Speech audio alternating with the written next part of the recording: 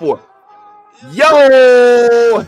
Good morning, everybody. You already know what it is. You already know what it is. Go ahead, tell a friend, tell a friend, tell a friend. This morning we have things to discuss. Welcome back, Goku. Welcome back. And there's a whole bunch of other things going on in the world. If you are a Dragon Ball fan, then don't go nowhere. We're going to talk about this because there are things running amok in the world of the Saiyans. Hallelujah. There's also other business we must discuss. As such as the fact that, we just learned, guys, that Allison Seeley Smith, who we had right here on the show, will be returning to voice the one and only Storm in What If. Let's chat on it. Arcane, in addition to Dragon Ball, is out. Woo! And it just came out overnight, so woo! Ain't nobody seen nothing yet, but let's talk about how dope it was in the first season as well. We already talked about the fact that Goku is alive and well, and we're going to pull up on Goku and talk about him. And yes, startling breaking news. The one and only Candyman has unfortunately passed. Did you watch Candyman? Is that your thing? Is that your jam? Let's chat on it. And finally, what's going on with Marvel and whether they are canceling or redoing Moon Knight? What's the real deal? I really would like to know. So let's chat on that. And of course, we got to wrap up what's happening on From in the world of whatever's going on there. And what else happened in Penguin? Let's chat on it, y'all. Y'all already know what it is. This is the New Blurred Order. Let's go ahead and get it. I love the New Blurred Order. You should too.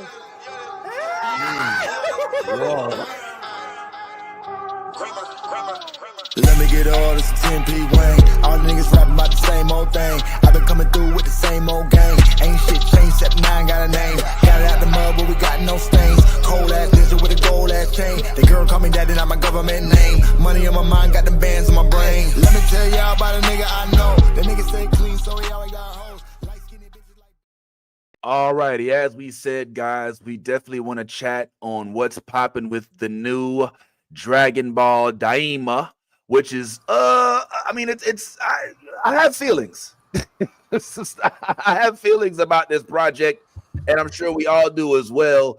But before we get into that, man, rest in peace, man. Candyman passed away like literally hours ago, and I'm not gonna lie, this is a sad day for those who are horror fans.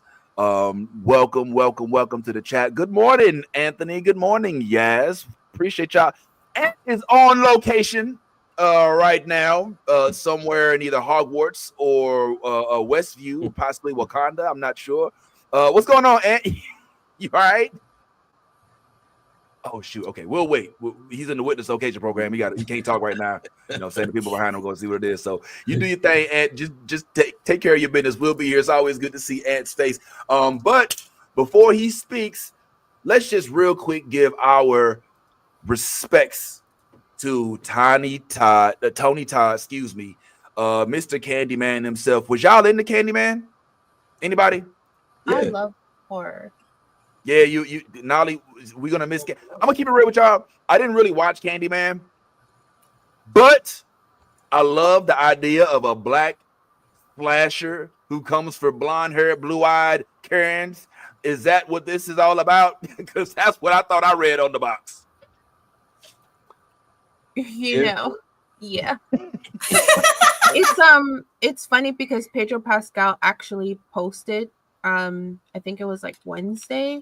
He, I guess like on a slight to the women, after Tuesday, he posted a caption of Candyman with the caption reading, it says, "Educated women go into Cabrini Green projects in north side of Chicago to research urban lore. White woman goes too far and is scapegoated for murders and a missing baby.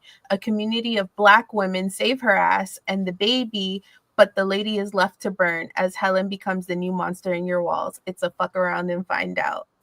Yo, what is that again? What did you just read? That was Pedro Pascal. He posted referring to Candyman in reference to all the women who vote the election, you know. And I thought it was very fitting. Yeah, there's a lot of feels out there right now. Try not to get into them, you know what I'm saying? Because there's a lot. And so if you are looking for an escape, you've come to the right place, because my plans is to not get into all of the stuff. But there's definitely some stuff there, I should say. I felt like Thanos snapped his finger this week. Okay. And we are who we are, and we are where we are, and we just gonna go ahead and move along with it. Let me go ahead and put Ant back up in here. So anybody else watch Candyman? Ty, were you a Candyman guy? Of course. I mean, I've always been a horror. I've been a horror lord probably longer than anybody on this panel, because I'm the oldest. But yeah, like Candyman was scary, but in the sense of like, I don't want to be alone in my bathroom in the dark no more. You know what I'm saying? Like once Candyman came out, like being in the mirror too long was like, all right, like, let's cut this short, man, because we don't want no problems. So I mean, you know, I think if you remember, if you can go back that far, before Candyman, there was Bloody Mary. So people were like, yeah, the whole thing was, if you go in the mirror and you say Bloody Mary's name 3 times, then, you know, she'll come and get you or whatever. So as a kid, before the Candyman movie, like people would, like, you know, scare you with the whole Bloody Mary thing. Like, you know what I mean? Like, I bet you won't go in the bathroom, turn out the lights and say Bloody Mary 3 times. And I was like, I bet you will be right. I will not, because I don't play those type of games. I don't know what the heck might come and get me. And I'm not about to try to find out. But you are welcome to go in my bathroom and try it. And if you so see fit. So yeah, Candyman is definitely has a special place in my heart, you know, and in my nightmares. Yes. Yeah, okay. So let me ask you this last question about Candyman. Do we have Candyman to thank for Beetlejuice? Because I feel like Candyman kind of like gave us Beetlejuice a little bit. And here's what I mean by that. Like, if you think about it, didn't Beetlejuice need the Beetlejuice? Don't you have to say that 3 times? Don't you have to say man 3 times? Mm-hmm. So isn't that kind of like, am I tripping, Ty? Like, did Beetlejuice bite off a Candyman with that bullshit, bro? I mean, maybe. I mean, I think when it comes to what do we have to be thankful for, is Beetlejuice like kind of an extension of Candyman? I don't necessarily. Well, I don't think he's an well, I mean, like Beetlejuice, even with the 3 name, like again, like Bloody Mary. Bloody Mary, yeah. So I mean, I don't know necessarily, because there was really nothing scary about Beetlejuice. Like, let's be clear, like Beetlejuice was more of a comedy than anything. And with Candyman, if anything, we have racism and slavery to thank for Candyman. That's yes, yeah, and Jim Crow and stuff like that. All right, cool. Well, that's right. Tiny, I keep saying Tiny. Why I want to call this man Tiny? He's not Tiny. Tony Todd, man, rest in peace. Thank you for making sure the horror industry knows that Black people exist in that bitch as well. Appreciate you, man. Rest in peace. And good on to you, Candyman. Hopefully that brings you back. Hopefully your family's doing well. Hey, can I say one more thing? Please. Tony Todd was so good as Candyman that, you know, he never got any other roles other than horror movies. Like, oh wow, like you have to think about it. Like, Tony Todd was so scary with his voice that, like, his voice was the scary part, right? Like, when you heard that voice on screen, it was hella scary.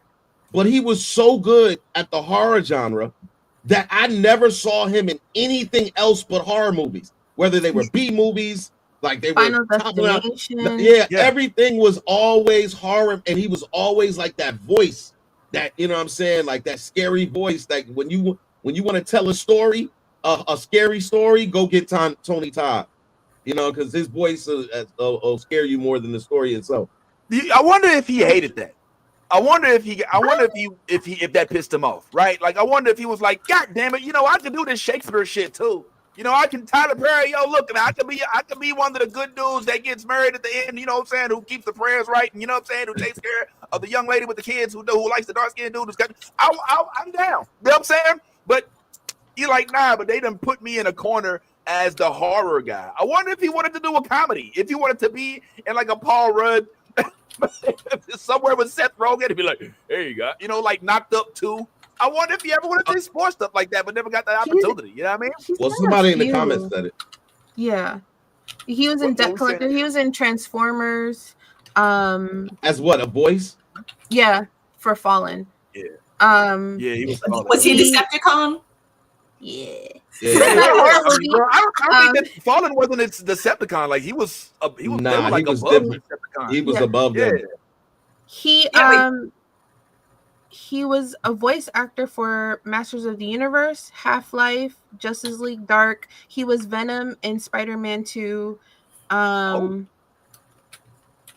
What? He's got a lot. He's got hundreds. So they're not all hard, Venom but it's in mostly Spider-Man. hard. Wait. He was Venom in Spider-Man 2. Like the voice of Venom Like the in voice? Spider-Man the 2. voice. Yeah. That's maybe why we thought it was so Spider-Man great. 2? What Spider-Man 2 are we talking about? Hold I mean, The Tobey Because Maguire you- Spider-Man Maybe the 2? video game.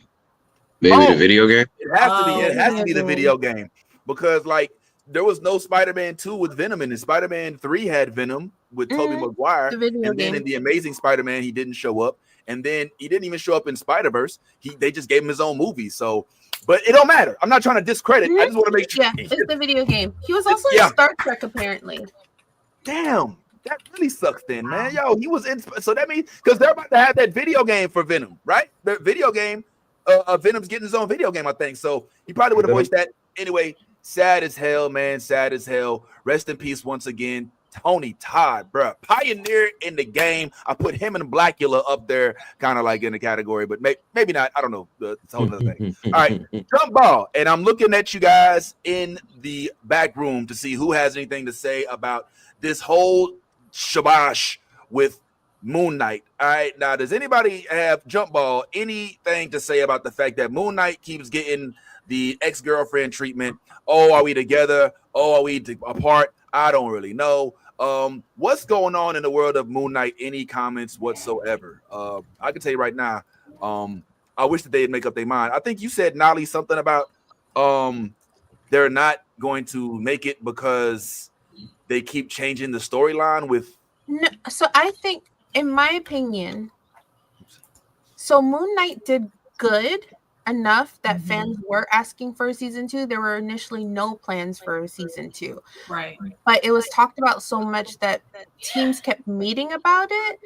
But I wish they would make up their mind. There is rumor about a movie, but I just read an interview that the showrunner for Moon Knight did, and he said that there's no talks of a movie right now, that he doesn't know how the rumor started, but he does keep in contact with Marvel because he says with Marvel, nothing is ever finalized. There's always opportunities there, is what he said. I wish they would make up their mind. I wish they would give us something because I feel like they've introduced so many characters to fit the storyline that they're now abandoning. And so now I'm worried we're not going to see these people again. Yeah. Like, what do we do? They gave us a whole new superhero. They gave us a whole another realm, like this whole behind the, and we're not supposed to do nothing with that. Like I'm one of the few people. I think me and Ty are amongst the few that didn't hate Moon Knight. That thought it was. I thought it was good. You know what I'm saying? I mean, I thought it was good great. too. I loved maybe it. not. Yeah, maybe not phenomenal. Yeah, I think it fucked some people up in the middle when it did the Fight Club thing, and it kind of this what you thought it was and wasn't, which is also kind of some WandaVision type shit. But I see no reason to not. I mean, was the lack of interest so vast, Nolly, that they just didn't? I think we're in a part where Marvel has done so good with their cinematic universe up to a point where SAG-AFTRA strike, they were on a high. They were just coasting. They were like, we could give these people whatever and they would eat that shit up. Yes. And post-strike, we realized, you know what? Now that we look at it, the writing's been slacking. They've been giving us bare minimum, half-assed villains. And I think we're at a point where we need Marvel to get it together. Like, there should have been no reason to not recast Jonathan Majors. You literally spent so many movies and shows building up this multiverse saga, gave us one movie in the multiverse, and then we're like, so by the way, we're going to shift and we're just going to focus on other universes and we're going to do Doctor Doom now. And it's like, but what about everybody else? Yeah. Well, I mean, did they have a choice?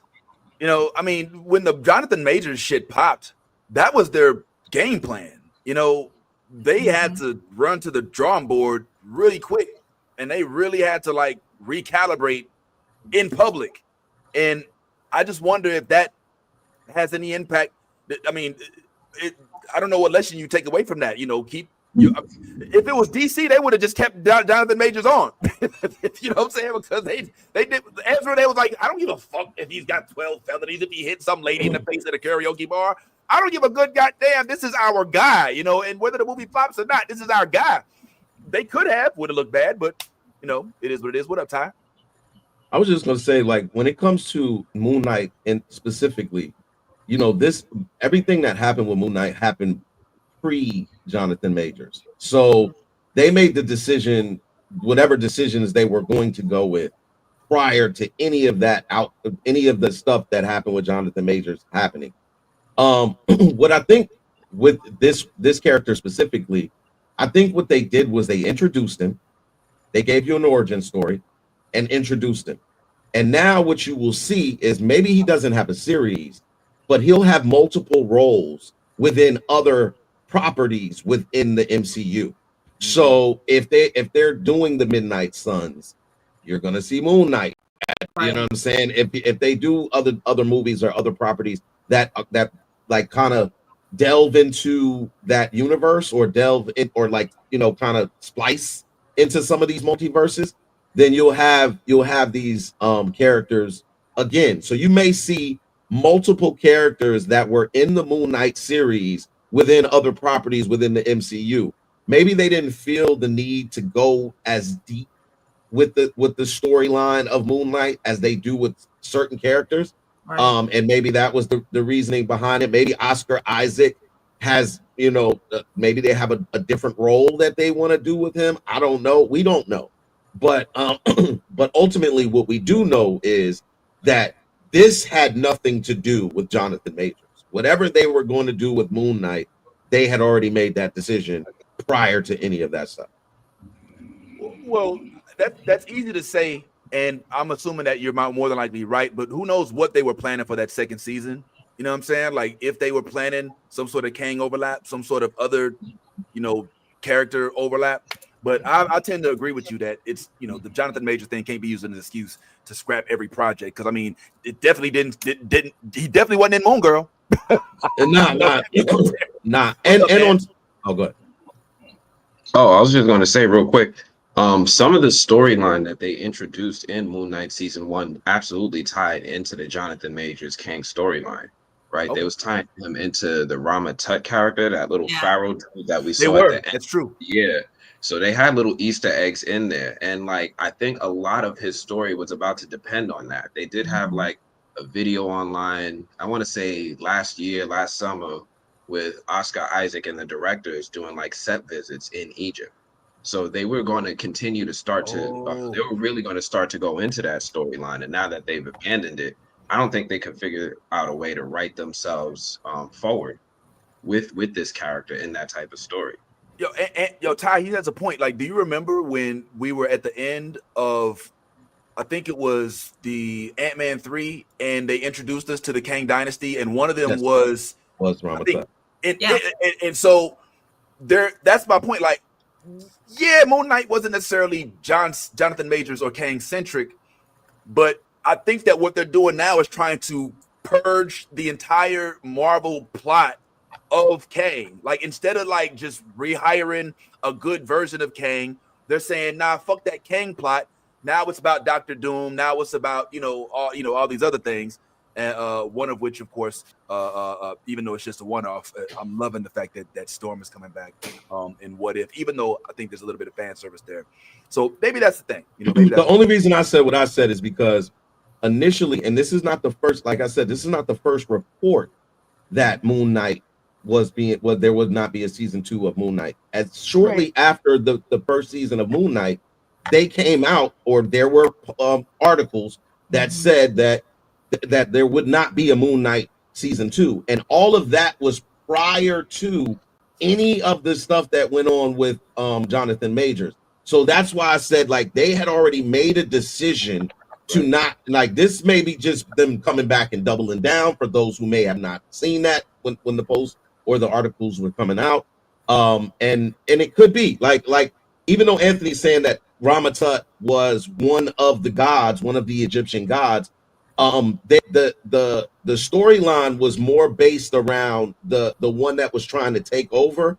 Remember, I don't remember what that specific god's name was that at the end became a big, huge, version of itself and crushed the cities like Snoop did in the you know what I'm saying, when Snoop came through and crushed the buildings.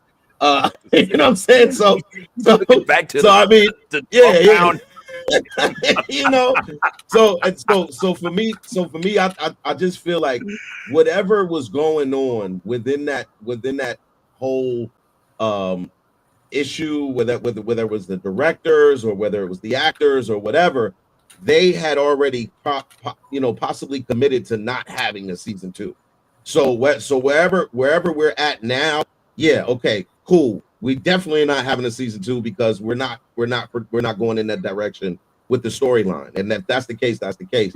But I just feel like some of these characters, and sometimes you're going to get this with specific characters, is you're not going to get the in-depth storylines like an Iron Man or a Thor or a Captain America, where you get multiple properties of these characters. You may just get certain characters that get introductions into the world of the non comic book reader, and so the casuals can get introduced to these characters that maybe the comic book world is already familiar with.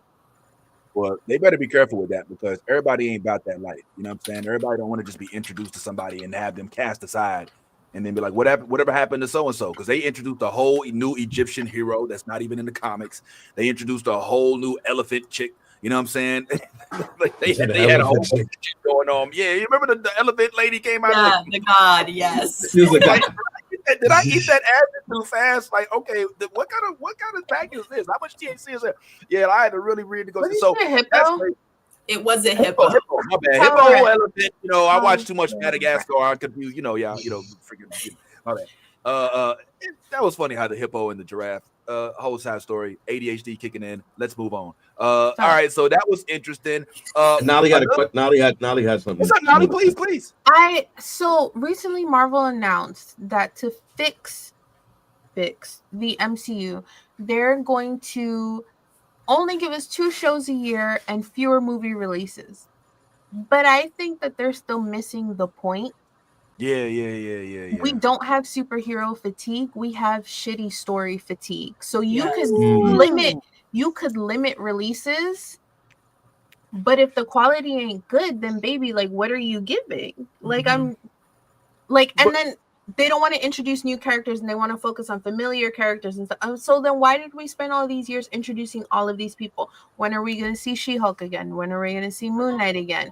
Like, yeah, Vision is getting a show, but then I bet you're going to introduce more people. And then when will we see them again? Like, they've been setting up things like Young Avengers and shit. And now it's like, but so we're not going to introduce new people. So are we not getting Squirrel Girl? Are we finding Tommy? Like, what's happening?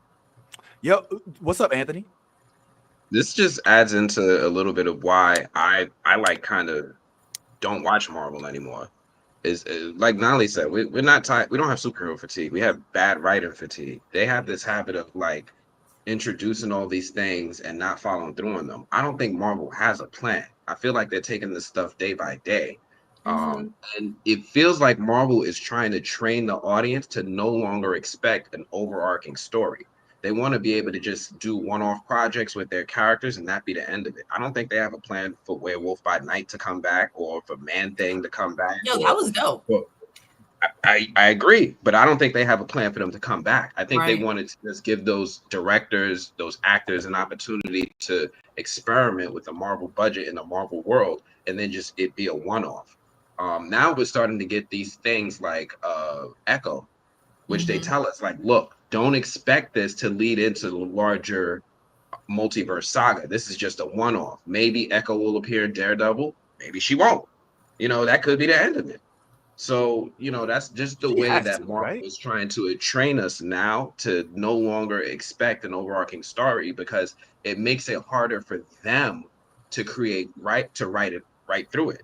Like they struggled with this saga so far, this multiverse saga. This is nothing like the Infinity Saga, and they're trying to train the audience to get out of that mindset. Even though we're trying to let them know this is why we're here, right? Like I'm not here for one-offs. I'm here for the long-term investment of this long overarching story. This is how you got me. Right. One-off projects is not it, and I'm just, you know, for me personally, I love and support everybody who's still watching Marvel stuff, holding out hope that it's going to get better again. I do too. But until it does, I'm with a lot of audience. I'm checking out. Sounds good. You're not alone, and you're definitely not alone. And I mean, dare I say, I absolutely have had the whole, oh my God, what is Marvel doing? I don't want to call it a phase, but the acceptance of like, yo, this is not the Marvel that gave us Infinity War.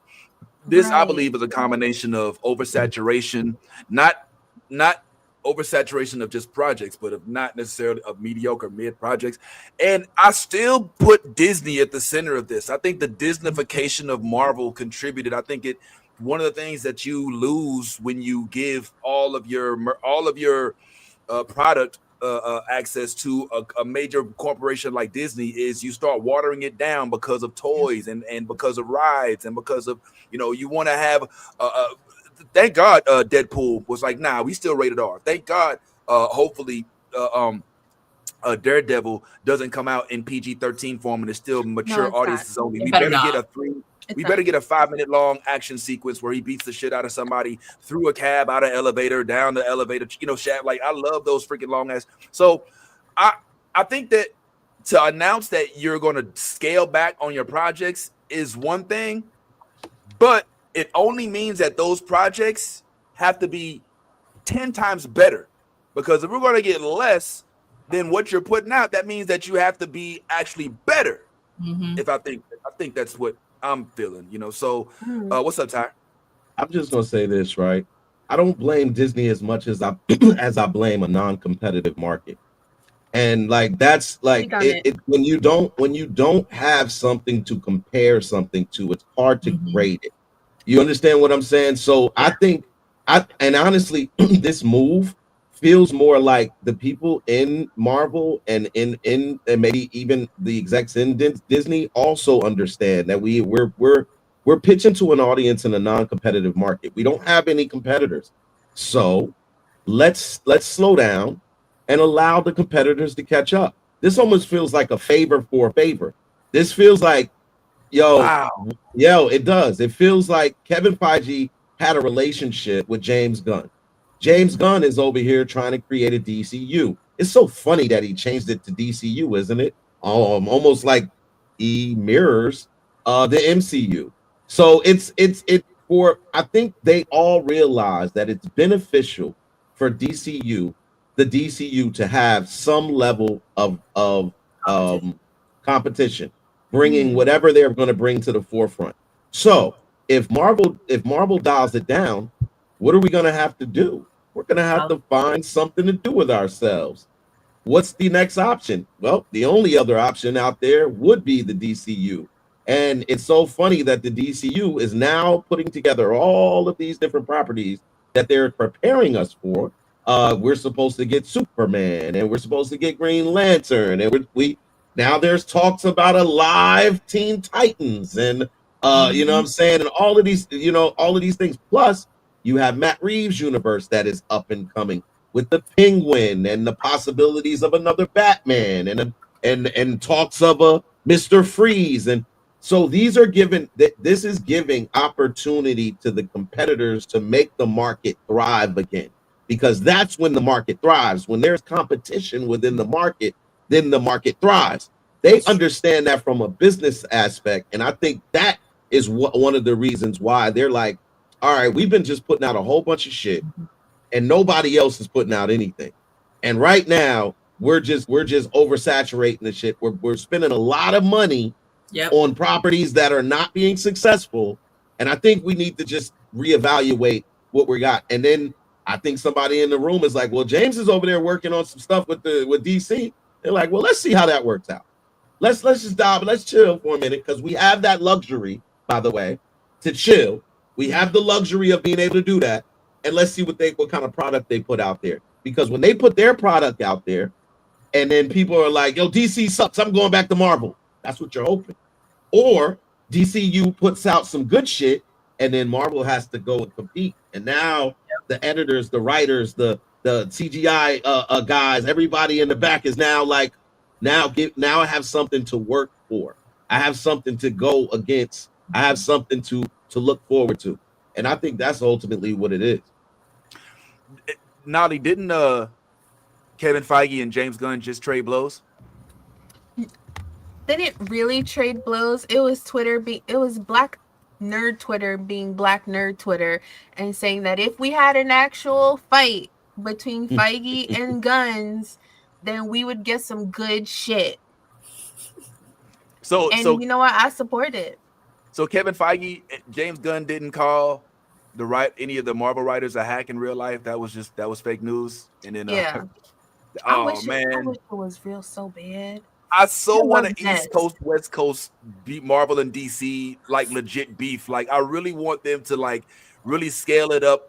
I want it to be versus style, back and forth. You throw me a Penguin, I'll throw you a Deadpool. I think that real legitimate death row bad boys type shit is what will revive this industry. And Ty, you definitely said a mouthful, because I do believe that with Colin Farrell's performance in Penguin, which is more than likely going to win awards. Yes. There's no question about it. No question. The whole cast is going to win awards for their performance. This show is going to win awards. And they did it without green screen. They did it without CGI. They did it without superpowers. They did it without main characters. They're doing this and they're showing Marvel like, look, man, because remember, what's James Gunn known for? Guardians of the Galaxy. Who the fuck was checking for Guardians of the Galaxy? And he took that franchise and made it into something hella profitable. He can do the same thing with DC. So be careful, Marvel. I'm glad y'all are scaling back, but be careful about these moves y'all making, because some of them, I ain't gonna lie, is kind of suspect. Well, real quick, before we get into this interview that you all need to see with my man Anthony and Fatima from the show from Don't Go Nowhere, because that's coming up pretty soon. I just wanted to get y'all opinion on something that I saw online that I thought was kind of funny. Y'all let me know what y'all think about this right quick. So this, believe it or not, is a concept somebody came up with video games with popular characters. Now, being that we had a crazy week this week, I figured we could look at some of these and see if y'all found any of these interesting. So without further ado, just let me know who you feeling in these segments. So check it out. Put the music. Beyonce. We got Beyonce. We got Ronaldo. We got Taylor Swift. No. Kim Kardashian. No. Nobody. No. Elon Musk. Come on with the Iron Man suit. You know what? I would pay money to beat Elon Musk ass. Was that Snoop? Yeah, it was Snoop. Was that Snoop? He's like Snoop rated. I want to play it. Yes, we'll run it back. Hold on. I'll run if you want to see it again, I ain't gonna lie. Like some of these, we might have to start again, because this bitch has got a lot of really cool characters. So let's try this one more time real quick. Can I reround it? Nah, I can't. Oh shit! Check these out. Check this out. Snoop had a blunt in his mouth. That's crazy. It's just Kanye is the gay fish. Oh my god! I'm a gay fish. Why they be biting like that? Gordon Ramsay, Tom Cruise. Yo, Lady Gaga. Wait, it that gets looks worse. like what she wears on the regular. Yo, look at the Fendi. Rihanna. Oprah, bro. Come on, Oprah. Oh, not Oprah. PewDiePie? That's funny as hell. Oh, not Trump. Wow. They got our laugh too. They got Kamala's laughing that bitch too. I want to play the sound, but I'm nervous because they got the official Mortal Kombat music. Got so Diddy in there too. Oh my god. Diddy the right. Okay, so let's go through them again. We got Beyonce. All right, that look good. You feeling Beyonce? I like the beat. I like the beat. The Beehive. The Beehive. Yeah. All right. We got Ronaldo, Cristiano Ronaldo. Yeah, no soccer. Okay, look, y'all need to internationalize yourself. Tighten up. Taylor Swift. Why is she a cat? Because she's a cat lady. Yes, she's a childless cat lady. Okay, you know what? All right, no, I didn't know that. Sorry. She's not a Swift fan. Childless cat lady. I'm not a Swiftie. I'm sorry. All right, what else we got here? We got Kim K. Yo, listen to the Kim K sound effect. Gotcha. Selfie. That's a little too on point. Yeah, right. Elon Musk with the I truly believe Elon Musk could be, as much as I can't stand his ass, he's on some Tony Stark, Bruce Wayne shit. Like he could buy Florida, you know what I'm saying, and just walk away with it. I think it looks pretty on point. I don't know what y'all think. Snoop. Yo, what was the dude? What was in the first Iron Man? The dude that was Tony's competitor, the guy that had the other. Obadiah Stane. What was his name? Obadiah Stane. Obadiah. That's who I think Elon Musk is. Absolutely. Wow. Yo, absolutely. He feels more like him. What we think about Snoop, yo? Double G. Nicki Minaj. Oh, Snoop, definitely down with Snoop. Snoop got the blunt. Like I'm like the fact that they all, and no matter what he's on, they keep that part in there. They like, you can't have Snoop without his weed. I love that Snoop is a household name, and he knows that everybody knows that all he does is smoke weed. And I also love that he's rude with it. I love that he'll go to a book club somewhere at a Borders, a Books A Million, walk up into the mall and, hey, you know who the fuck I'm is, Nizzle? You know what I'm saying? He's smoking with the security, nigga. He be like, oh, that's Snoop, man. You know what I'm saying? He let that nigga smoke, man. He is with this. Nicki Minaj looks good. The Barb shit is all right. Tyson? This is the only one where I'm like, all right, why they had to change Tyson into Balrog? You know what I'm saying? Like, they made him into Balrog for Street Fighter, but it is what it is. Let's keep it moving. Who else is on here? Kanye has a few of them. So this is Ye. All right. This is yeah. And then you have Make Mortal Kombat Great Again, Ye. Oh, MAGA, Ye. Kanye. But yo, hold on. My favorite. This is my favorite Ye. The next one is my favorite. Gay fish, yeah. Now, are you familiar with the what? Are you familiar with? Okay, yes. Do you like fish sticks? I don't eat seafood. Oh, but do you like fish sticks? Anthony, do you like fish sticks? I'm not answering this. This feels like a setup. Answer your question. No. I mean, I definitely like fish sticks. What's up? You're a gay fish. A gay fish because I like fish sticks. That makes you a gay fish. Because I like fish sticks. You don't get it? You like a fish stick? So that's where this comes from. This is South Park. Yeah. South Park did a whole episode where Kanye like, I'm a genius. You can't tell me that I'm a genius. Like, Kanye, do you like fish sticks? Yes, I love fish sticks. They're delicious. But you a gay fish. I'm not a gay fish. I'm a genius. What the whole freaking episode was based on Kanye being like, yo, but you're a gay fish. You like fish sticks. He's like, I love fish sticks, but I'm not a gay fish. Like, so they went through and made this whole character. I believe, based on that episode of South Park, where he did not get the joke, where he's a gay fish, which makes him, like he likes fish sticks. And for the record, I also like fish sticks. Do you think if you say it slower, if you say it slower, it's different? Sticks. I said specifically sticks, not that shit that you said yes to, homeboy. We gonna go ahead and keep moving. I'm just playing. I don't like fish sticks. Jesus Christ. They got all the Yeezys in there, boy. I ain't gonna lie. Oh my God, that's crazy. They made him the crypt keeper. Oh man, that's fitting. Accurate. Fitting. Sorry. I'm a dog, but accurate. Gordon Ramsay, I ain't really a big fan. Tom Cruise, all right, whatever. Go ahead, you do your thing. He looks like Lady Gaga. I like this one. I like the Lady Gaga, even though she killed that movie. Evidently, that was fun. Yeah, Steve Irwin, where you been? Like, that's a random selection. I love the Rihanna. Said where he been? Dead? Yeah, like he is only like 20 years ago. What makes him relevant now? What put Steve Irwin between Elon Musk and Rihanna? Like, seriously, like who's in the design booth? Like, oh, you know what we need? Steve Irwin. Like a black person, because nobody goes harder for Steve Irwin on the internet than black people. I'll tell you that right now. Now. Would you have preferred Crocodile Dundee? He is a national treasure. Okay. 100%. Treasure. Oh my God. All right. Look, I like him too, but damn, he ain't even American. You better put some love on that. Not like him. Right. I like that. I love his kids too, by the way. his kids doing their thing and they holding it down for him. So no disrespect. Yeah, go ahead. And his wife. Don't just I be be feeling drunk, proud right? when I see them. I like a proud auntie when I see them on. I'm like, look at them. Look at them. Baby. I still think it's weird that the alligator guy got killed by a stingray. I mean, it who sucks. could have predicted that? That's why. And it was this so is crazy. why you don't do Caucasian shit, Vince. Yeah, that part. Yeah. You I gotta mean, live. he was eventually gonna, like, when you sit there and keep on, you know, I mean, He was toying it's with like, God. this is the most venomous snake in all of Australia. Oh, he bit me. Oh God, he just got a nibble. It's okay. I'll be okay. I'm feeling woozy. A little woozy here. Hold on a second. I'll be right back.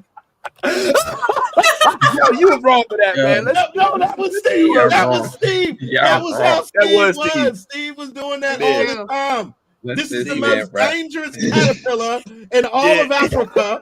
You know, one bite from this caterpillar, and I won't be able to feel my legs for a week. Oops, he bit me. Oh, there goes my legs. Oh, sorry. I loved him for it. Next week. Oh, that's the truth. Who's next? Hold up. Maryland. All right, we didn't ask for this, but all right, whatever. That's cool. I think they was trying to fill slots. Fill slots. Okay. Oprah. I love the Oprah. Y'all feeling Oprah? I'll give Oprah a 10. Oprah look real good right her there. Her sound should have been, you got a car. You get a car. And then cars drop down on you. Like, that would have been dope. I just am really excited to see what their like special power, like their special move. I'm like, he's a Nazi. Oh, ouch. Oh, I didn't know that. Let's not do Nazis. They didn't even have. John Cena didn't show up. Yeah. He was a no-show. You can't see that. That should have been Lauryn Hill too. They should have put a Lauryn Hill joint. They should just had her late. All right, Trump. All right, look. This is not about how you feel about Trump. This is about how you feel about this artwork. And I think it's accurate. Is it wearing a diaper? I think this shit is funny to me. Yo, listen. Marty. They gave her the laugh and shit. They got her laugh. They gave her the but laugh. why it look like she looked like one of the Ozempic girlies? Go ahead, call her. Hey, well, listen, she probably gonna lose some weight in the next couple months. It's just gonna be depressing. We just put a lot of work in it. It is what it is. But hey, I don't know who most is. Let's go ahead, keep that moving. We only got a couple more. Pope, all right, yeah, that's cute or whatever. Diddy, Lubric King, get the fuck out of here, bro. Hey, yo, this nigga got baby oil all over his body, bro, dripping on his.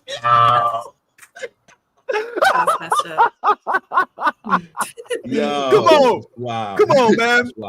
That's wow. Lubric King gets a 10, yo. Lubric King gets a 10 for sure, bro. Look, he has oiled the fuck up. That is real ass oil, boy. That's Crisco. Oh man. Okay, so the rock. There's a couple more, but we ain't got to sit here and go through all of them. Yeah. There's the Diddler. What is Diddler? Diddy's ride? Oh, the Diddler, 5 Nights at Diddy's. Look at Drake. They made Drake look way too good. Look at Kim Jong Doom. Okay, Obama. All right. That Obama went hard. That Obama went hard, yo. Rihanna looked good. Oh no, they look good. Oh, Gretchen. Wow, damn, they made You know what? That's a little accurate. True, Justin Jinping. Look at LeBron. Go ahead. Hey. All right, Messi. All right. Who is Mr. Beast? I don't know who that is. He's a YouTuber. YouTuber. Oh, they got YouTubers on here. Biggest YouTuber on YouTube. He's number one. Oh, yes. Yeah. Oh, wow. Yo, did you see the hand? Oh, the hand. Oh, they didn't just give. Oh, Will. Yo, this is crazy. No, people ain't got. So how bad do we? This needs to be a real game, right? Like we would really play this. This is given. Remember Def Jam had that game where Busta Rhymes and all of them. Like this is given that type of thing. The only problem is getting the rights to all of these characters. I think that they wouldn't be able to afford, especially like you want to put Elon Musk in it. Oh no, that's going to be $3 billion with interest. So as much as I love this art, bro, this shit would be so dope to have, but it doesn't look like we're actually going to have this, unfortunately, man. Which kind of sucks. Am I right? No. Which one's your favorite, Ty? Which one's your favorite, bro? Obama. The Obama. Yo, I think that's dope. Obama for me, I love that Obama, man. He's got like the Captain America / firestorm going on, like yo, it's and then he's got the scorpion mask. Yeah, Obama goes hard. Obama, Yaz, do you have a favorite? What's up, Ed? What's up? I'm just laughing at the Diddy variants. Is that your favorite? Are you feeling the Diddy joints, Anthony? Nah, my favorite is Snoop for sure. Definitely Snoop. Yeah, all these joints go hard. Oh yeah, why Snoop? Cause like Snoop is that icon. He's that character. It's like anytime he enters the room or he enters the chat, things just go up to another level. So I'm just a big Snoop fan. Oh, Same. okay. All right. Same. Okay. All right. Dig it. Yeah. What's up, I Nani? do take issue. I love Snoop, but I take a little issue with his Fortnite drop. Wow. They're gonna have these little white babies crip walking in the street calling it a Fortnite dance, and they're gonna dance at the wrong spot. I'm telling you right now, it's gonna happen.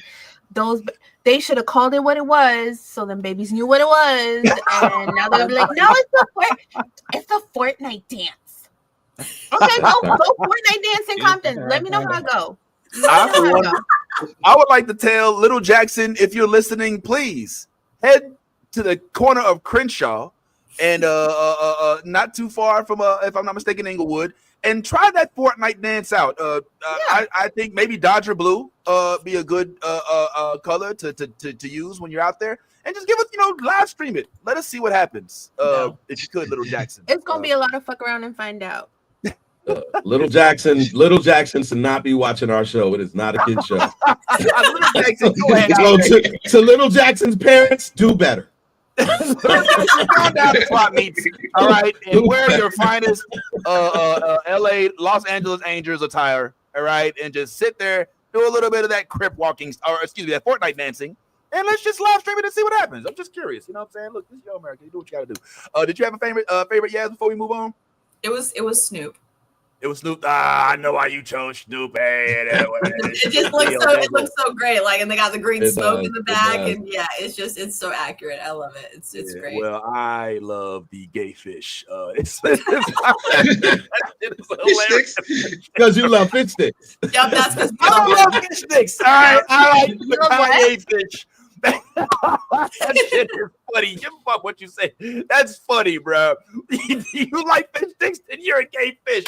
Sorry, bro. You're a gay fish. All right, anyway, let's go ahead and keep this moving. All right, before we get into, because I cannot wait to delve into From.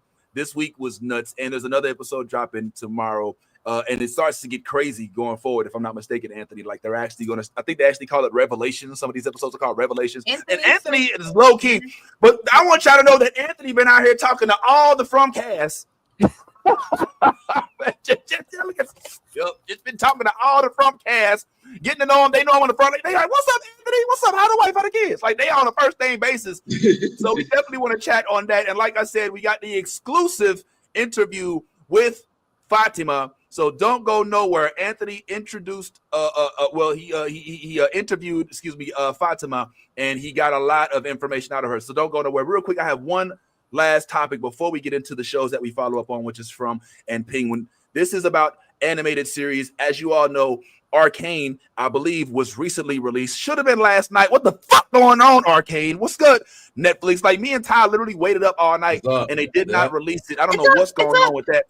It's up. It's up now. Why are they giving it to us on Pacific time? Like, once it crosses midnight, I'm expecting that shit to pop up in my freaking on my list. Like, what's the deal? They wanted to see how many people were actually going to watch it. West Coast time. I know Netflix is in Cali, but I don't care. Like, you can do it at 9 p.m. the night before. Yeah, all right, I guess we are supposed to go by West Coast time or whatever, but I cannot. Can we talk about how dope this show? Well, we ain't got to talk about it. Let's wait until we watch it. But I just am so excited about this show. I can honestly say this is probably one of the best animated series I've ever seen in my life. Like, I mean, I'm not saying it's the best, but it's on the top 10 list, Ty. Top 10. The animation itself, not so much that it's an animated series, but the actual animation is some of the most crisp, detailed animated series you are ever going to see in life. And I think that was kind of one of the reasons. I mean, obviously the storyline as well, but I think the animation for all of us was like next level. And we were like, oh, this is really, really good as far as the animation goes. And you know, the action sequences, the fight scenes, all of that, everything was really on point with Arcane. Ty, the plot was so good. Remember the lady who, the older black lady who came was like, bring me a young dick. Right? Like, you know what I'm saying? Like, so she gets to the town, she's like, let me get a young, you come over here. You know what I'm saying? Like that type of shit we don't see in other shows. Like the whole notion of like this overwhelming society that's being run by this strong black woman, and like like her daughter's like, I don't want to be like you, and she's like, wow, bitch, look how I live, bitch. It's all there. You see, you know, so I just cannot wait to delve back into it. This is going to be one of them stories, though. I'm gonna have to watch the last episode of the last season to catch myself back up, because so much stuff happened, and it's a for those of y'all that's going in to watch this like it's Vox Machina or like it's Demon Slayer. This is an emotional ride, and you will lose. It's gonna fuck you up. I mean, this is Anthony. I'm assuming you haven't seen Arcane yet. Nah, not one. Oh, wow. I've heard great things. Oh my God. Is it like Blue-Eyed Samurai good? Like that's what you need. It's better. It's better than Blue-Eyed Samurai. Whoa. Oh, you slow down. The blasphemy. It is not. Whoa. Not about a whole lot. Not a little bit. No,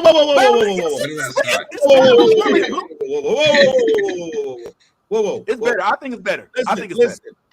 Listen, Anthony, the animation quality is better than Blue-Eyed Samurai. Yes. Right. But that's where it ends. Right. It is not better. The storyline is don't do that, Vince. If the story is not better than Blue-Eyed Samurai, there's more. But the thing about a young Asian girl, whose mother was raped by a white man, who now she grows up totally ostracized from her culture, and grows up to go back and find the man who raped her mother so she can kill him. And come on, bro. No, absolutely not. As she was raised to be a man the entire time. Okay. All right. I think it's safe to say that they are in their own categories and they cannot be compared because they're absolutely different. Yes. I think Arcane hits different for me because I play League of Legends. So that shit, it's cool to see, like, because you can, when you're in the game, you can only really read their lore. There's no like cutscenes and stuff. It's not like playing World of Warcraft where you get quests and you can watch shit. It's not like that. It's just PvP shit. You can read character stories. They have cool skins, etc. So to see this other aspect of characters in League of Legends, it's pretty fucking cool. Arcane is amazing. Oh, highly this is based off recommend. a video game? Yep, Yeah. League of Legends. Yeah. Okay. Yep. Also, the soundtrack for this season, It's fire. The soundtrack for last season. The last soundtrack for last season was really good. no skips. Yeah, Wow. really Absolutely good. no skips. Who No was it? Yeah, The Dragons? Something Dragons? Who is that? What are their Imagine names? Dragons. Imagine is on- Imagine Dragons. Yes, they're all over this. This season, Cheryl Lee Ralph did one of the songs called Blood, Oh, Sweat, wow. and Tears. Cheryl Lee Roth. Okay. Shirley Ralph. Nope. I'm sorry. Her voice, I was like, yeah. Look, I love her in Abbott Elementary. I loved her Love. in some of the younger joints, but I can't hear the word Shirley Ralph without visioning her on stage saying in her hand down Jamaican accent, as my mother used to say, whatever is for you can't be on for you. Like, I what love did you say? her. Say that again. Whatever is for you can't be on for you. Like, all right, that sounds cute. So only reason I put Arcane above Blue-Eyed Samurai, first of all, is because there are multiple storylines. It's not based on one character. And so I love the story in Blue Eye Samurai, but this one has so many different dimensions, so many dynamic storylines, including ones where people who grew up under certain pretenses find out when they get older that wasn't the way it was.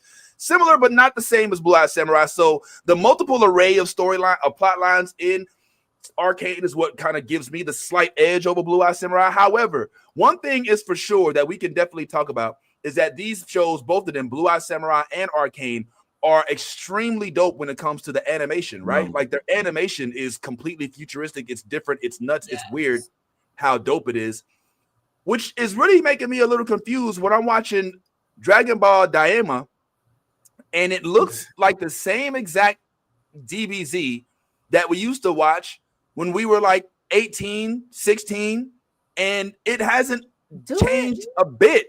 I don't understand. Is this all right? Now look, I don't know if y'all are watching it or not, but I literally, when I first started watching, I was like, okay, I get it. This is the same, spirit of animation that we used to watch these things in, but why? why have there been zero developments for Dragon Ball? Like, why are we training the folks at Funimation to be like, yeah, we don't have to upgrade our anime because you're gonna watch what we give you regardless, because you love Goku, Gohan, Trunks, you love Bulma, you love Vegeta, you love Piccolo, you love everybody. Why should we change anything if what's broken, if what's not with what's working isn't broken? Nali?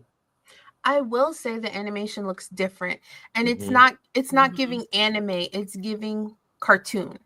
And and people who don't watch anime will be like, what do you mean they're the same? They're not the same. They're different. There's a distinct difference. It's not giving anime, it's giving elevated Saturday morning cartoon, if that makes sense. Like they look more childish in feature than they would in the anime. You're watching it, Anthony. What do you think about it? I think the animation looked different to me. Like it, I think the way that Dragon Ball has evolved, it probably is. They're like such differences season to season, movie to movie, and like it's hard for us to point it out. But if you were to take this and compare it to like Dragon Ball from the '80s, night and day. Dragon Ball Z from when Vegeta first showed up, not even close. Really? Dragon Ball Super, you'll even see the differences, the way that they draw Goku and the way they draw him now. One of my favorite things is that they do use 3D animation now. It's in there, but it is so well blended into it. Like this scene right here, the background is all 3D. That's not hand drawing. But they make it blend in so well that they're really trying to stay faithful to Akira Toriyama's art style. Or Totoro. I think he's a new artist on the manga. So like maybe it does keep the same spirit of the original anime without alienating its audience, but there's a lot of modern stuff going on there. There's a lot of cool modern stuff going on there. So I see the difference in the style for sure. Yeah, the texture is definitely different. Well, have you seen any of the episodes, Ty? Yeah, I've seen them all. You caught up? Even the fifth one, I think they just dropped. No, it's only three. The fourth one. Three. It's only three. I think the fourth one dropped yesterday. The fourth one dropped yesterday on Friday. So I haven't seen it either. Oh, Friday, yeah, you're right. It did come out. They dropped on Friday. Okay. Maybe so yeah, if you caught up. So real quick before we delve into our other stories, Penguin, from a real quick retoucher, with regard to Dragon Ball. So for those who are possibly interested in watching Dragon Ball Daima, let me just give you a real quick overview as to what it is you should expect. So if you are like me and maybe you didn't get a chance to watch Dragon Ball Super, Dragon Ball GT, and all of that, but you did come up with Dragon Ball Z, meaning Dragon Ball Z was it started with Piccolo, then Vegeta, then Cell, then Frieza, then Cell, then Majin Buu, and the different forms of Majin Buu. And I think after that is when they went to GT and started doing all the transformations, and everybody started, managed the Ginyu Force and, all this stuff. I was like, all right, I'll be back. But this, if I'm not mistaken, Anthony, starts right at the end of Dragon Ball Z. Yeah. And so those who watch Dragon Ball Z, don't feel, oh, I haven't been watching Dragon Ball. If you're familiar with the basic stories of Dragon Ball Z, Frieza, Majin Buu, Cell, then I think you should be able to watch this, right, Anthony? Yeah, like I'm a hardcore Dragon. I've seen every episode of Dragon Ball. I've not missed an episode, a movie, not a special. This is what got me into blogging on the internet was Dragon Ball. Like I was one of those kids that used to get up, get on the train, go down to Chinatown, go to Canal Street, go down into the basement of the Elizabeth Center, and buy my tapes where I would get 3 episodes for $10. And I would sit there and trade with friends, and we would. It was, you had to go hard in the 90s to watch Dragon Ball. You had to have a budget. You had to save up. Like this wasn't, you couldn't stream it. Streaming wasn't a thing yet. So like I've seen everything with Dragon Ball. And I'm with you. Like, yeah, this is for like I don't know, for whatever reason, every time they start to make a new series, they always pick up at the end of Dragon Ball Z. Like Dragon Ball Super started at the end of Dragon Ball Z. Dragon Ball GT started at the end of Dragon Ball Z. And now this one is another one where they're going to squeeze it in between Super and Dragon Ball Z. So like if you like Vince said, if you've seen Dragon Ball Z, you're not going to feel too left out. But it's going to pick up on that fascination that Akira Toriyama had with Goku as a child. Like he loves little kid Goku, right? That's his favorite interpretation or a vision of Goku and storytelling. That's why GT had him as a little kid. Super he did reluctantly because fans just love Goku and them going ham. And it feels like it's gonna be like a do-over of GT, like maybe a better version of GT. Now, for those who GT was all about little kid Goku going on. He was turned into a kid as an adult again, and then went on adventures, and that's exactly what's happening here. Yeah, Ty. See, the only thing that I have an issue with at this point is the lack of consistency, because what Anthony says he's a huge fan, so he knows all of the movies, all of the fan made stuff, the stuff that was coming on YouTube when Dragon Ball wasn't posting anything, and then people start fan creations. So there was like, we went from Super, and then they went into the movie realm and started to make movies that were consistent with what happened in Super. So like now we're going from the last movie, which was I think the Broly movie. Well, no, it wasn't. That wasn't the last movie. There's the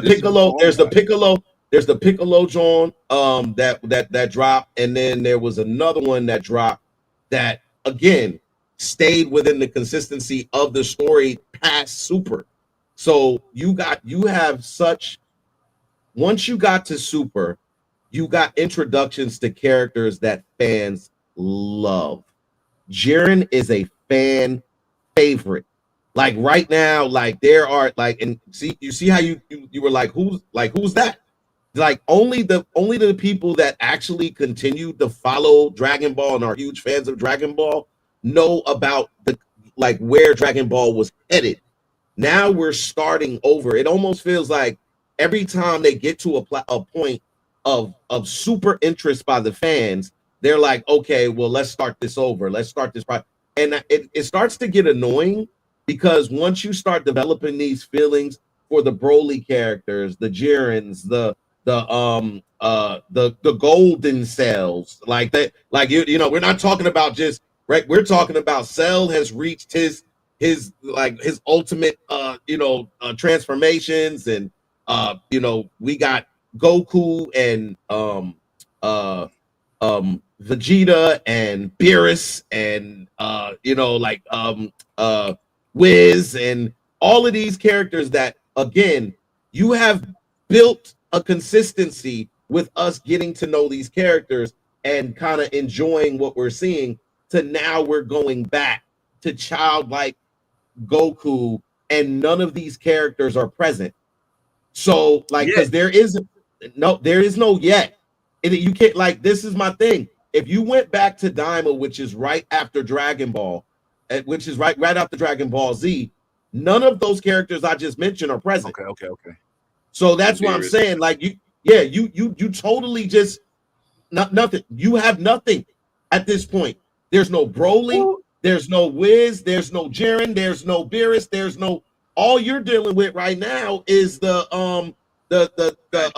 Saiyamas of the Earth and the demon realm.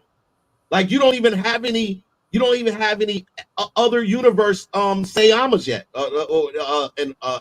But that's what I'm saying as a Dragon Ball fan, one who has been watching Dragon Ball consistently and sees where it could have gone, because there was a lot of talks with the before Toriyama died about Toriyama linking up with some of the fan creators and like putting together like some of these series, because there was such a big movement behind the fan creation because they were so good.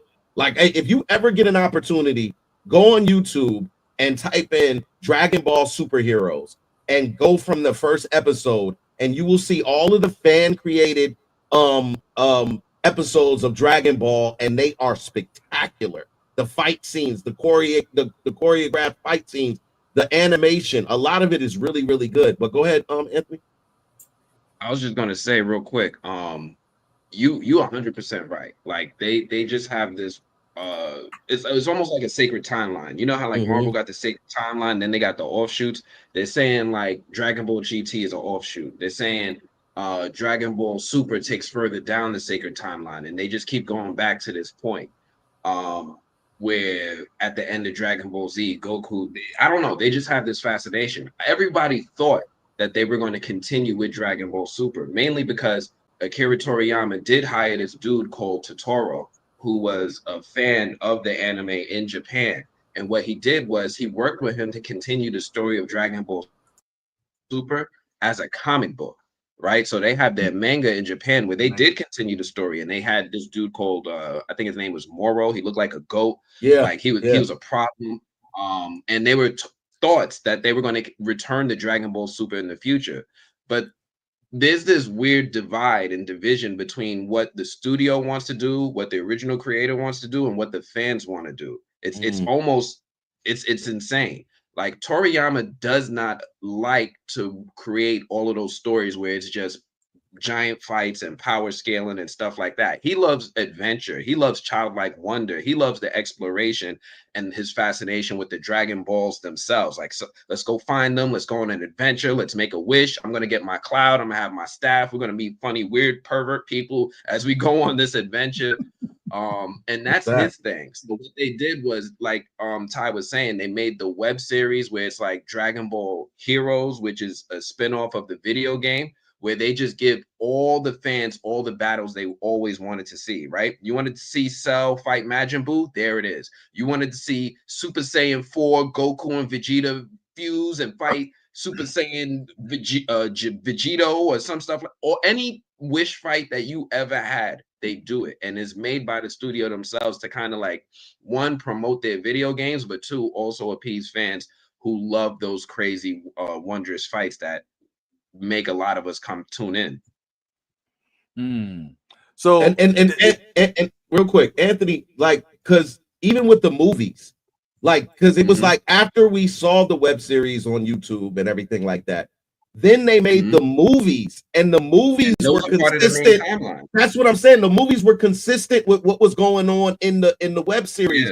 So you in like specifically, no, it was Dragon Ball Super with Dragon Ball Super. So like they had the Broly movie, and then they had a movie with Gohan, and those are a continuation of Dragon Ball Super. So right after Super, they made Broly canon because they had 13 movies that came out in Japan before this. Like when Dragon Ball Z was coming out, there were movies. It was like the Tree of Might. There was a one where you see this dude Tapion with the sword, and we see how Trunks got his sword.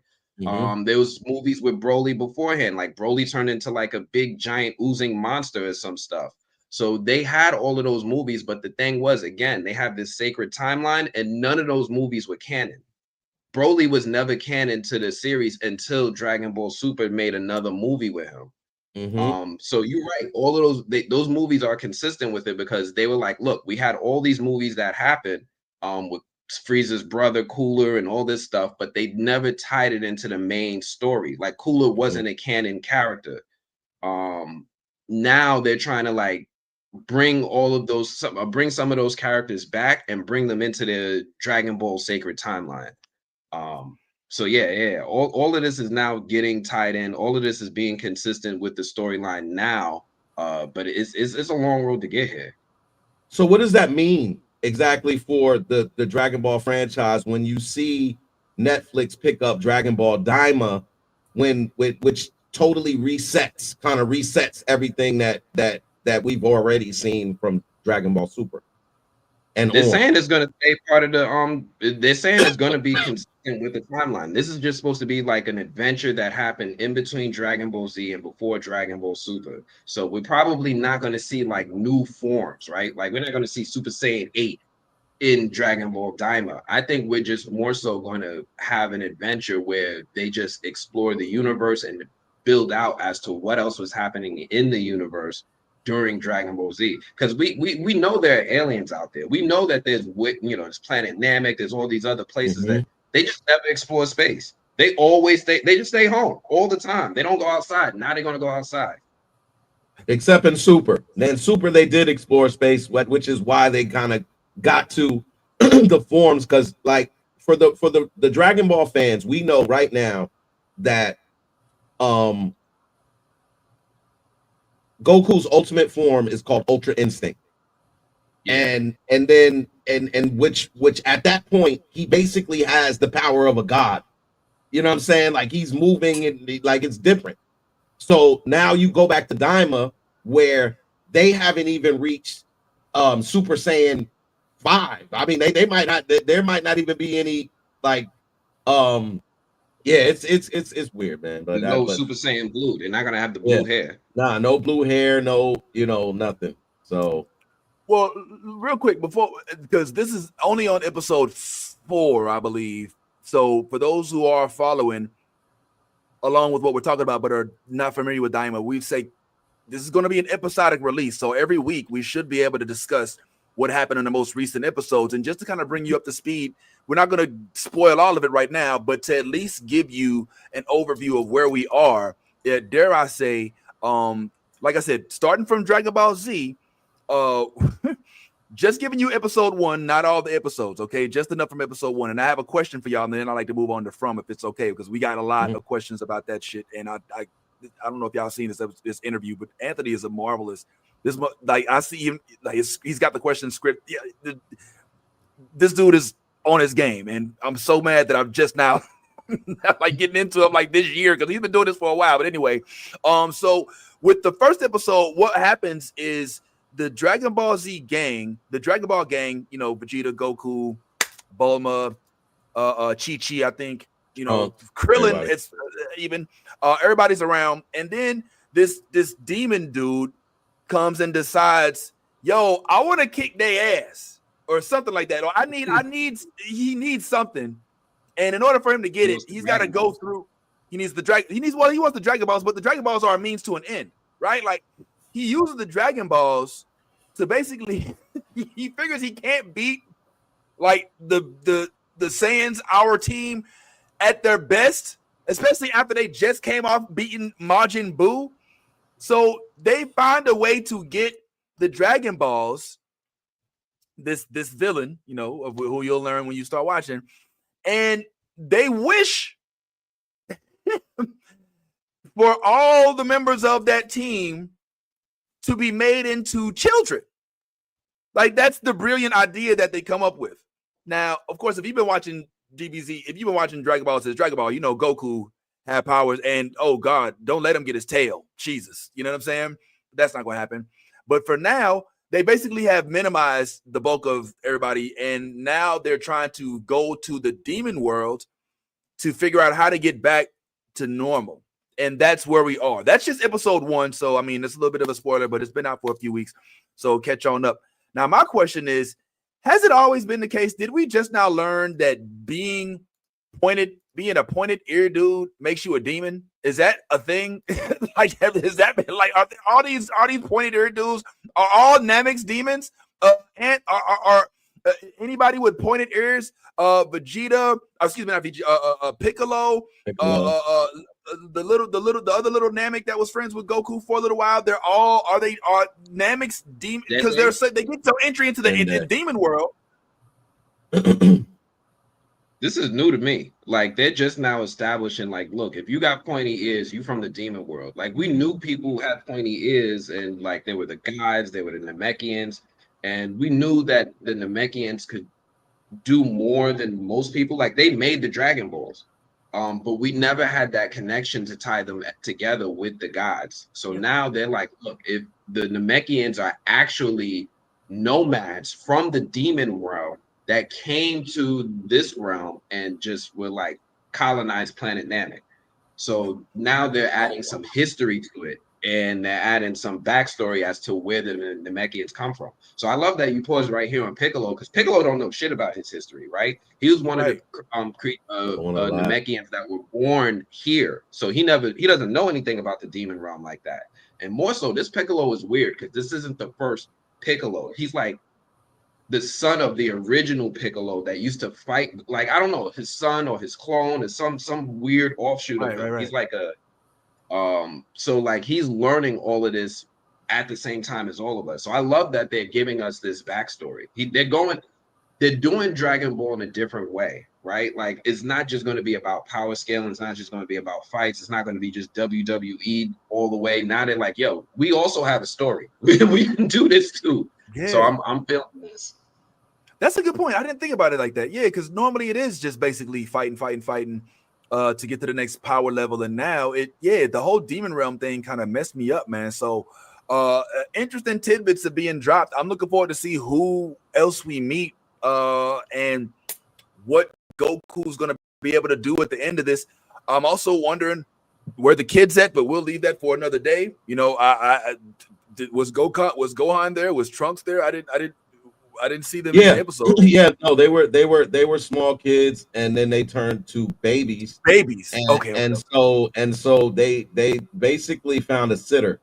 They basically said that they found a babysitter to watch the kids.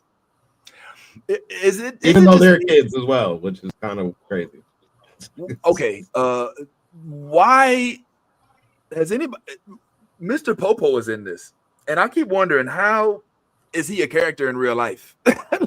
like how has nobody approached how was nobody spoken with the animators of Mr. Popo and said, you know, the whole minstrel show thing was a thing, and maybe we can not have a black character with glowing red lips who's a servant to a master at a place in the clouds. Maybe we can discuss the plot line and maybe move that forward a little bit. Anthony, you look stressed. I like Mr. Popo at all, man. Like, this is just indicative of like the insensitivity of Japan, especially in the 80s. Like, they just, like, you'll notice, like, there's no black people in Dragon Ball, right? None of them are black. None. There's no superpower fighter whipping ass. The closest we had was in Dragon Ball GT, they turned Majin Buu into this character called Ubu, and he was dark skinned. So that's the closest we ever had. And he wasn't no shit itself, Boo Boo person. Ubu. Oh, Ubu. Okay. U some weird spelling like that. It's still too close to Boo Boo for me. Beast. He was the strongest person right after Goku. Like he was stronger than Vegeta. So like, I don't know. I don't like this character at all. But he's supposed to be super powerful as well. We've seen him. I think we've seen him fight once, and he was just like, yeah, if y'all really piss me off, I will fuck all of y'all up. Like, he's supposed to be Mr. Popo's supposed to be really, really powerful. Well, I wish that they would let us see that, because every time I see Mr. Popo, I get sad. I start thinking about like tap dancing, and like it's a running theme that you would think that they would at least give us a reason to root for Mr. Popo if they're going to make him a subservient black man who is one of the only characters in the entire DB universe that gives black. One of the few. There was a couple androids that gave a little bit black, but this dude right here, it is what it is. That's fine. And listen, Vince, this version of Mr. Popo that they have on Daima is like, they really scaled him back. and made him like seem very weak when the demon king shows up and pulls up, and they basically take is that Dende that they took? Was it Yeah. Dende? So when they took Dende, Yeah. Mr. Popo was just on the ground like and that's all he did. He didn't fight. He didn't try to fight. He just was like scared. Just like yeah. So Well, how did he sound? He said, all right. that's his thing. So. Well, yeah. Well, I recommend that y'all at least give it a watch. I mean, there's a lot of things we can critique and we can talk about, but at the end of the day, it is still Dragon Ball, and it still got the classics, still got your favorite characters, Goku, Vegeta, and them. So definitely pull up and talk to us about it. But speaking of other worlds, there is a world that we're still stuck in very deeply, and it's a world called From.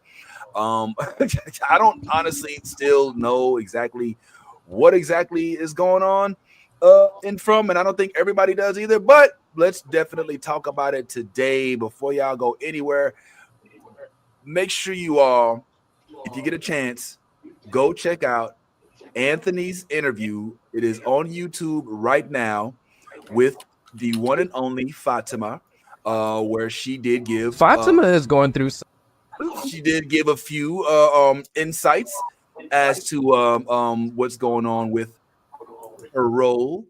But before we air the interview and see some of the questions that Anthony did get a chance to ask Miss Pega Gafuri from who's a lovely young lady. Great interview, bro. Great interview. I'm curious as to, first of all, you don't talk to everybody. In the whole cast, Anthony to talk to the whole cast. I don't know if y'all knew this or not, but he done talked to the bus driver. He done talked to the lady that I think, what's her name, that I think is coming for Boyd. Man, I'm not good with names, so please forgive me. The cop? white lady that she was there. She been there like a long time. No, not the cop. The one that is like the boss lady of the colony house. Donna. Yes. Donna, you talked with her at length, and she mentioned something. I wanted to clip it, but I didn't. But she said in the interview that you did with her, she said one of the things she's looking forward to in this season is exploring the relationship between her and Boyd.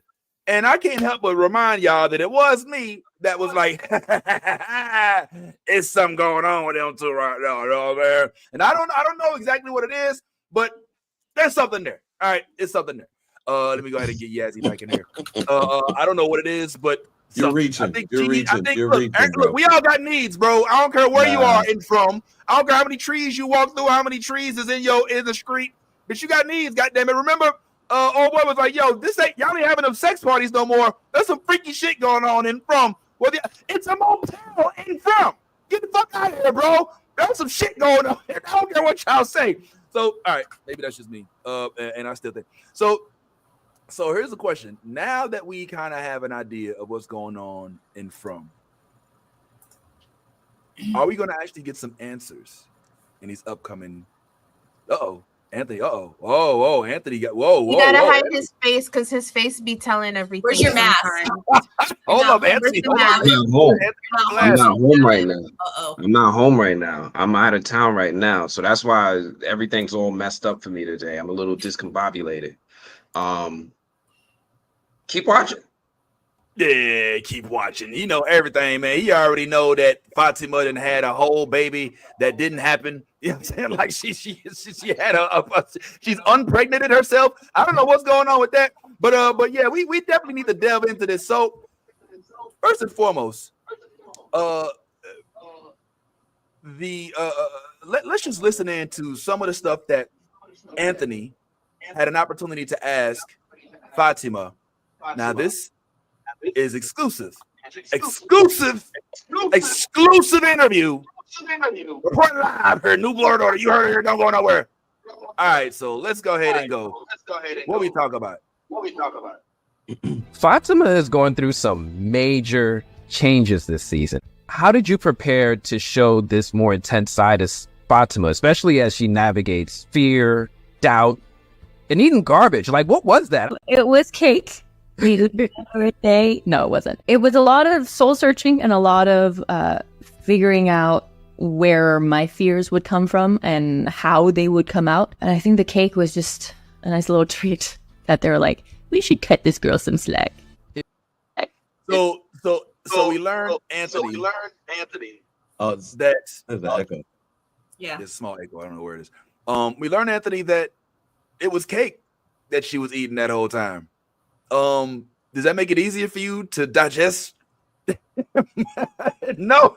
Yes, no, you don't. You No, don't it think didn't so? look like cake, man. When she ate it and you look down at it, and then and then she was like shoving it in her mouth. Nah, that was not cake vibes. If it was, that was some like, I don't even know. They put a cake pop in there or something and they dyed it because that shit looked nasty as hell. And then, oh God, I just didn't want them to find her like in mid chew and then she turns around and you see it in her teeth. I'm so happy we didn't get one of those like scenes because I swear to God, I probably would have thrown up at some point.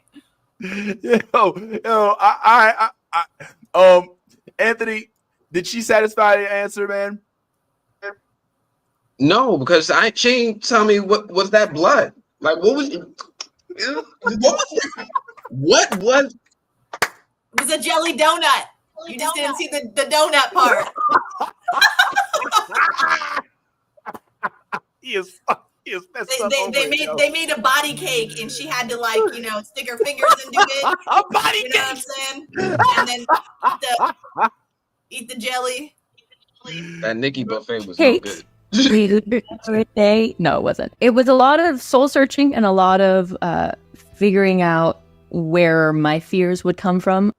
All right, first, we trying to figure out where this food came from. Like, like you said, like when you give us some sort of, I'm still like really kind of torn about the whole notion that she had a baby but didn't have a baby and it just went away out the blue. Like, there's been no, I mean, hopefully the revelations give us a little bit more when it comes to the explanation of that. But what do you think is going on, Anthony? You tend to be on top of these type of things, man. Why did she have an ultrasound with no baby in it? I want to know what Yas thinks. Yes, well, yeah. Yes, well, yeah. I honestly think she has a parasite, and we can't see it because it's a parasite. Not similar to the one that Boyd had. Obviously, it's different because Boyd's was under the skin and you could see it in his arms and stuff like that. But this one, it's like a tapeworm type parasite and it's growing. And the whole scenes where you're seeing her in bed and her abdomen is caving in and everything. I'm thinking that the parasite is like trying to eat her. You see what I'm saying? Like, because it's growing. I mean, what happens? A parasite will completely take over your entire body. I mean, like, animals, like we've seen it. So, and this, I honestly how think they it's would come out. And I think the cake was just. Sorry, yes, go ahead. It's okay. That's what I honestly think it is. I think she has a parasite baby, and that's why we cannot see it on the ultrasound. Yeah. So you think the baby ate itself? No, like. Why is there Like, it's like worms, but we just can't see it. Right.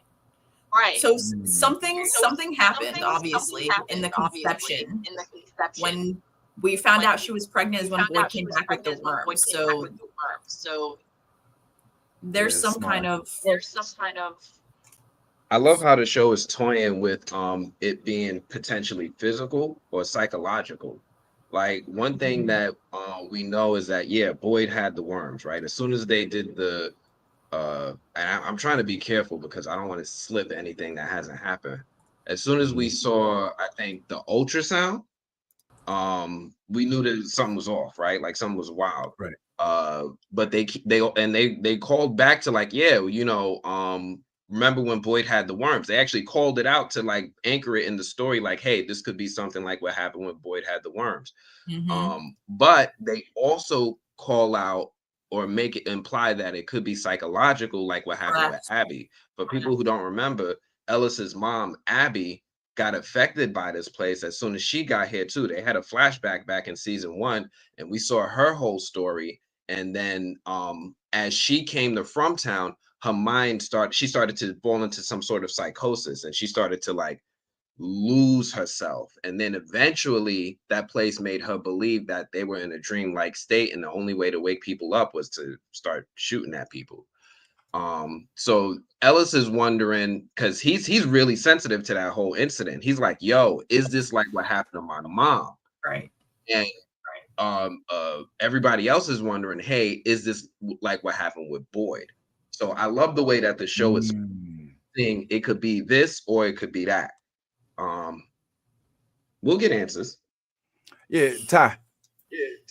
I also have noticed something, and I don't know if you guys noticed it as well, but have you guys noticed that whenever the so-called monsters or whatever we want to call them show up at night and they finally get whoever they catch, haven't you noticed that they always rip their rib cage open? For every like whenever you look throughout the scenes of this whole show, even down to when Victor was a child and he went outside and saw the bodies, all of the bodies, every single body, Tension, everybody has their rib cage ripped open. Yep. And I think there is a significance there that we have not really tapped into, but now it's kind of making sense. I feel like they're looking for something when they're ripping these people open.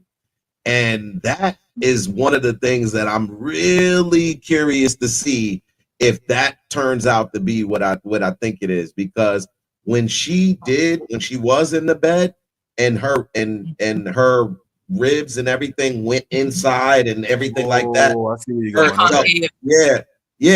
It concaved, and I was like, this is interesting because it resembles what they do to every person when they find them. They rip them open through their rib cage. They could rip off the head, they could do whatever, but ultimately they're all ripping these people open from their rib cage. And it feels like they're looking for that thing that we can't see. Parasite baby, whatever you want to call it, whatever it is that it's going to be. But I think there is some significance there with the fact that they keep ripping these people open every chance and every opportunity that they get. You think it's something in the rib cage? What's up, Yes? So remember, I was telling you about the movie Dreamcatcher by Stephen King. Yes. Same shit, same pretenses. I'm just saying. Think about it. You mean the parasite that they shit in the toilet?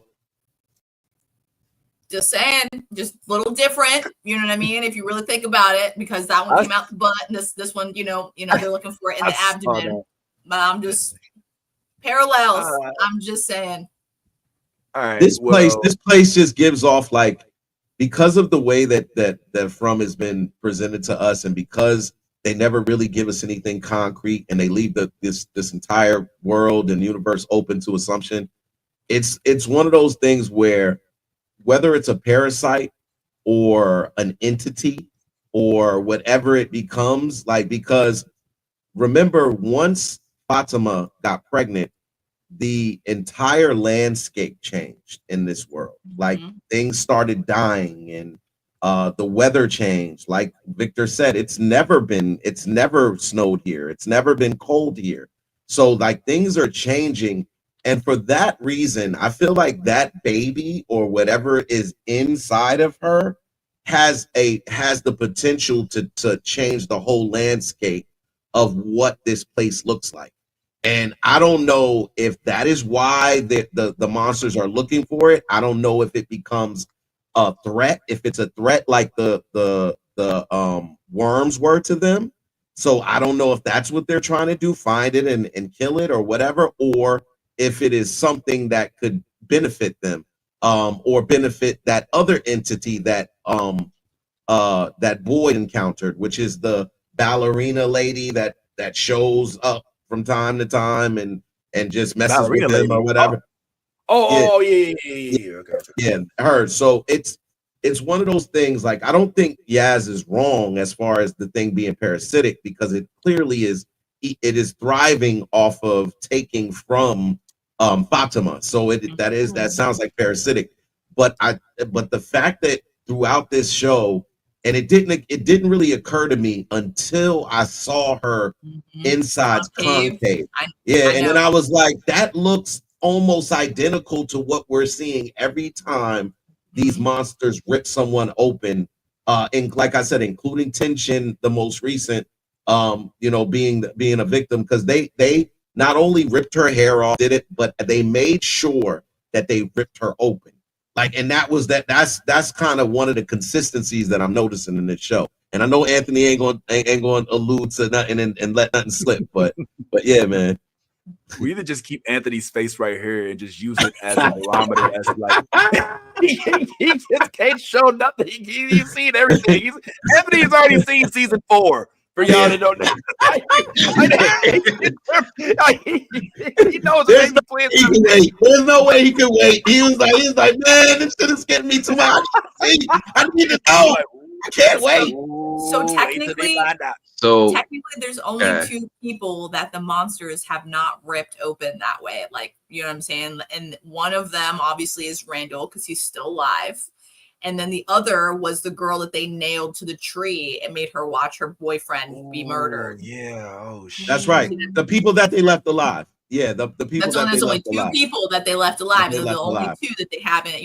I mean, she died, obviously. I mean, the one with the tree. Yeah, but Randall, those are the only 2 though that we haven't seen concaves like that. I mean, even the guy in the season 1 with the kids and with his daughter dying and his wife dying in the episode 1. I can't remember what his name was when they put him in the box. Yeah, Frank. 3 seasons ago. His name was Frank. Frank. It was Frank, right? Frank. Yeah. Well, like even Frank, they ripped him to shreds. Yep. Even Frank was ripped to shreds. So yeah.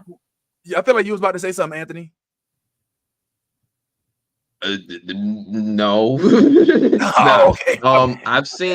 I've seen so I like y'all know I got my video scheduled for episode 8 to go live a little after midnight tonight. So I give people, at least like those hardcore people, that first hour to go watch it, and then they can jump and watch my my video right after. I've seen up to episode 9. And I know there's some people who are like, who want this show to go in a certain direction. And all I'm gonna say is keep watching. Okay. That's all I can say. Well, you're not the only one saying these type of things, my friend. If I could just remind you guys that Anthony did have an actual interview with Fatima, and she did have plenty to say about what's going on along with her. If we could, let's just take a couple seconds, and I know we kind of started this already, but let's just go a little deeper into this interview and see what my man is talking about along with Fatima, because this was a well-conducted interview real quick. So let's just delve into it real quick, y'all. Let's check it out. Fatima is going through some major changes this season. How did you prepare to show this more intense side of Fatima, especially as she navigates fear, doubt, and eating garbage? Like, what was that? It was cake. Birthday. No, it wasn't. It was a lot of soul searching and a lot of figuring out where my fears would come from and how they would come out. And I think the cake was just a nice little treat that they're like, we should cut this girl some slack.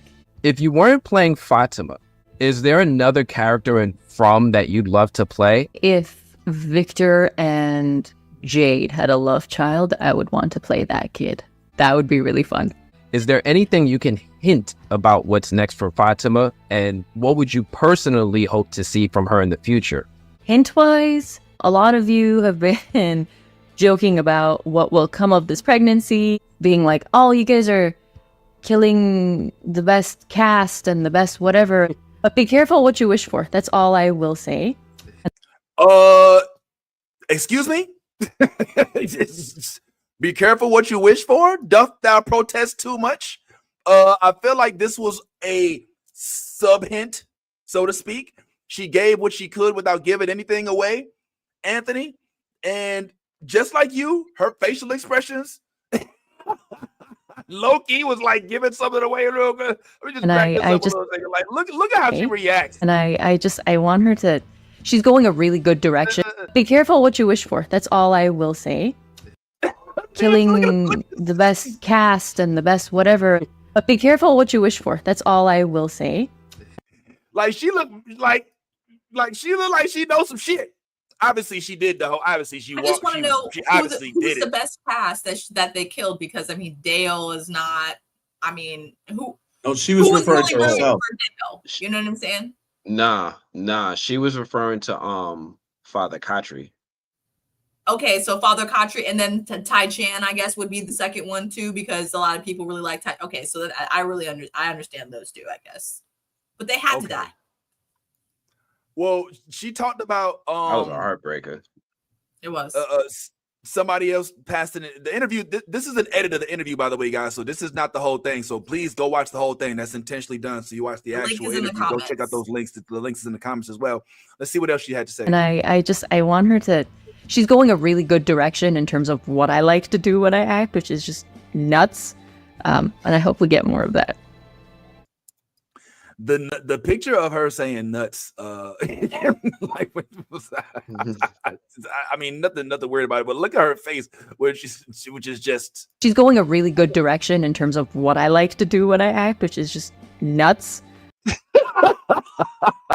Yo, she is not playing out here. Like she wants the character to go nuts, and I'm loving it, bro. Like, did you get the sense, like when you're speaking to her? First of all, big ups to Anthony, y'all, because not only Anthony is he getting the interviews, but I believe the cast is looking at Anthony like a Roger Ebert type. Like when they interview him, they're like, Anthony. Like I wouldn't binge all of Anthony's interviews last night, just looking at him, and they're like, well, hey, Anthony. And you were talking to the dude that plays Jade, and he's like, oh, what's up, Anthony? He's like, Anthony, how much you seen, bro? You know what I'm saying? He's like, all right. You know, and they're like he's a fixture on the set is what I'm trying to say. And I just want to applaud you on your efforts for getting to that point, bro, because that's a big deal, and I don't want to take it lightly, because I know the up late nights sitting there editing, making the screen look right, making sure that the lighting's okay, making sure that the sound is all right, getting the script on point so that you can make sure you don't sit there and stumble through the questions. There's a lot of work that goes into what you're doing. So I just want to take a couple seconds to give you your flowers for putting yourself in a position to have this type of relationship with these types of projects. But yeah, what kind of sense, just when you're interviewing her, like what's the sense you're getting from her? Tell us about the whole ordeal with what's going on with it. So I've interviewed her a couple times. And you're right, I've interviewed her a couple times, and sometimes you'll hear them, like Vince said, they'll be like, I always introduce myself as Anthony. They'd be like, yo, what up, Ant? Like when you reach Ant status, you know we friends. Like we friends when you start calling me Ant. So like yeah, like she was definitely trying to be careful with her words. She was definitely trying to hint at what's to come, and she was talking about some specific theories that commenters have been saying. So like I think everything, and I say it, like I call her pregnancy a demon baby, and then she's like, well, be careful what you wish for. And I'm like, oh shit, shit, what we about to do? What's happening next? Was you supposed to say that? Do they know? So I love that. Now, I wish you guys got to see everything, because like sometimes towards the tail end of the interview, we have like a little bit of back and forth that gets edited out before I get the final video. So like I wish you guys got to see like the little bit of rambling we had afterwards, because then there was a little bit more jewels dropped. But yeah, I do get that sense that, you know, they do watch this stuff. They're very intent in keeping up with what's happening or what's being discussed about this show. Because honestly, the show is helping them grow. It's helping them get so many more opportunities. I know when this show started, I was looking at all of them. They had like you would look at them on social media, they had like 4,000, 5,000 followers, things like that. Season 3, they got 50,000 followers. They got movies. You go to their IMDb, it's starting to fill out.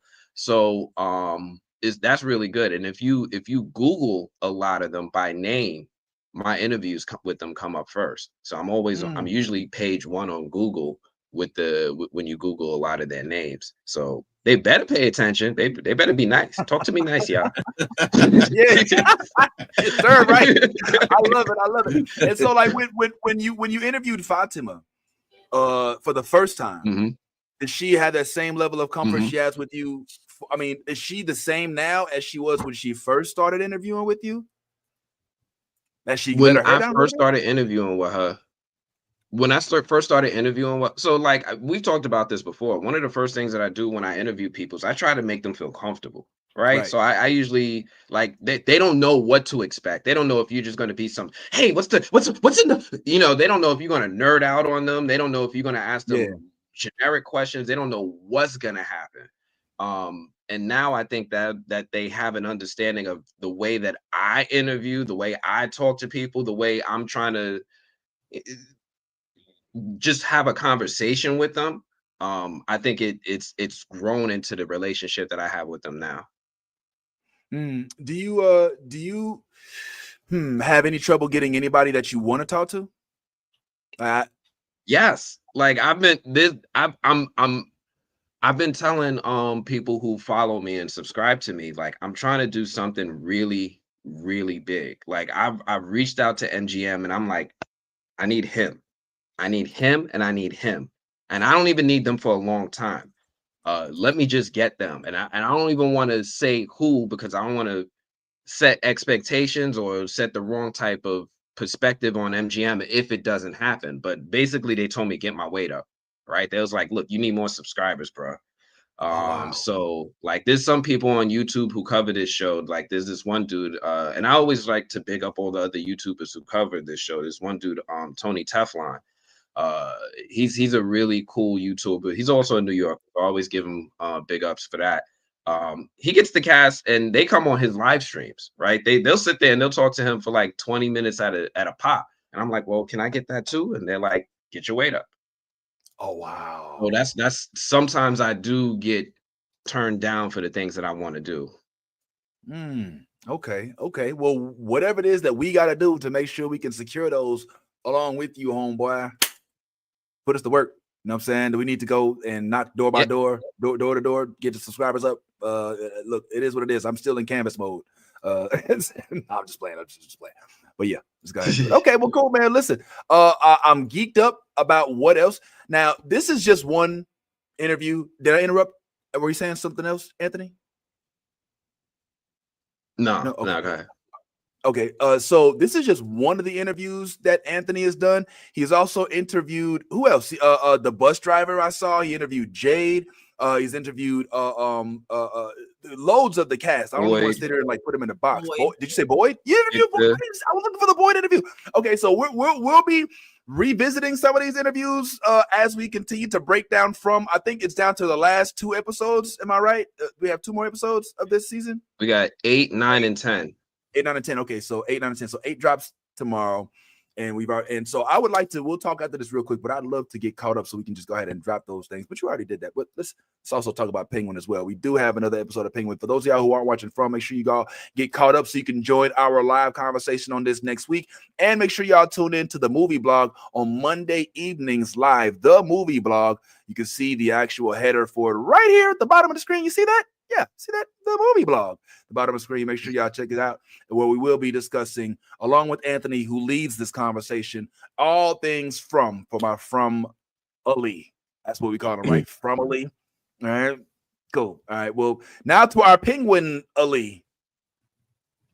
Doesn't work as well with the Penguin Ali. Penguin Ali from Ali doesn't really work as well, but it is what it is. There was another episode of Penguin. We don't have too much time left, but I figured we'd at least mention what's popping because I mean they're coming down to the last few episodes, I believe. And this episode, I'm not gonna lie, it's hard to keep saying the same shit over and over, but they're getting better. The show's getting better and better. And Anthony, it's so shocking that you got like the whole season and. Maybe you do, maybe you don't. I don't know. But okay. All right, I didn't want to push over. But yeah, I think you should definitely pause from time to time as much as we love it and at least give this one a job. Like I'm not gonna lie, like this show is doing things that that is really gonna put it back. I'm sorry, Nolly. All right, I'm getting back. I'm trying to get it back inside. You know what I'm saying? it's the medicine kicking in. But this we know. Okay, but I think that it's safe to say that Penguin is now going in a direction that we don't necessarily know what's going to happen. Can we just discuss what happened in the last episode? We now know that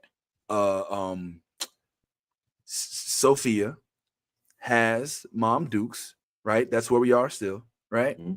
And the question is, what does Sophia do with Mom Dukes? Does she use her as leverage? What happens? What's really going on? Spoilers coming up for those who watch Penguin. For those who haven't and don't want to see it, then maybe come back and watch it on the replay. But yeah, guys, what do we think is the real deal here in Gotham? What happens next? Yas, what do you think? Oh man, you know what? What's up? What? I wanted to talk about the cop lady who went off on Boyd I missed it, and I just saw a slide about it. I was like, oh man, what the fuck? Like she got so she went up, yo, give me my fucking gun. Give me my gun. Give me my gun. You know what I'm saying? Like, nobody gets the gun, you shot somebody. I don't give a fuck about your fucking bullshit rules. What the fuck? I'm a real cop in this bitch. I'm a real cop. She was given cop. Yeah, she was given Karen cop for that gun. You will graduate from the academy 3 days? Like, literally, I'm pretty sure she's pulled me over in Lake Murray at some point in time. I know that kind of cop. Like, give me your license. Acosta. You got anything in the core? You got anything in the core? Nigga, I should know about. You know what I'm saying? Like, she's definitely giving up cop vibes. I just thought that was dope. I love that scene because it's so. Oh man, I wish I'd forgot. I wish I hadn't forgotten to bring that up. I could do like 10 minutes on that scene because it just was so. It was so dope. I love that scene. What's up? What's up, Ty? Boyd is this close to smacking the shit out of one of the motherfuckers. No, like you could listen.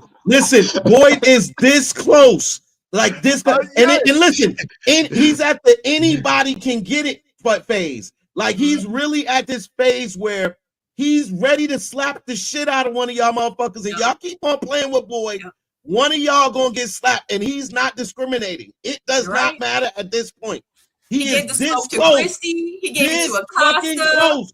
Mm-hmm. Yo, and I'm gonna attribute that to my wife brought up a really good point. She said, Boyd ain't had no range since his wife died.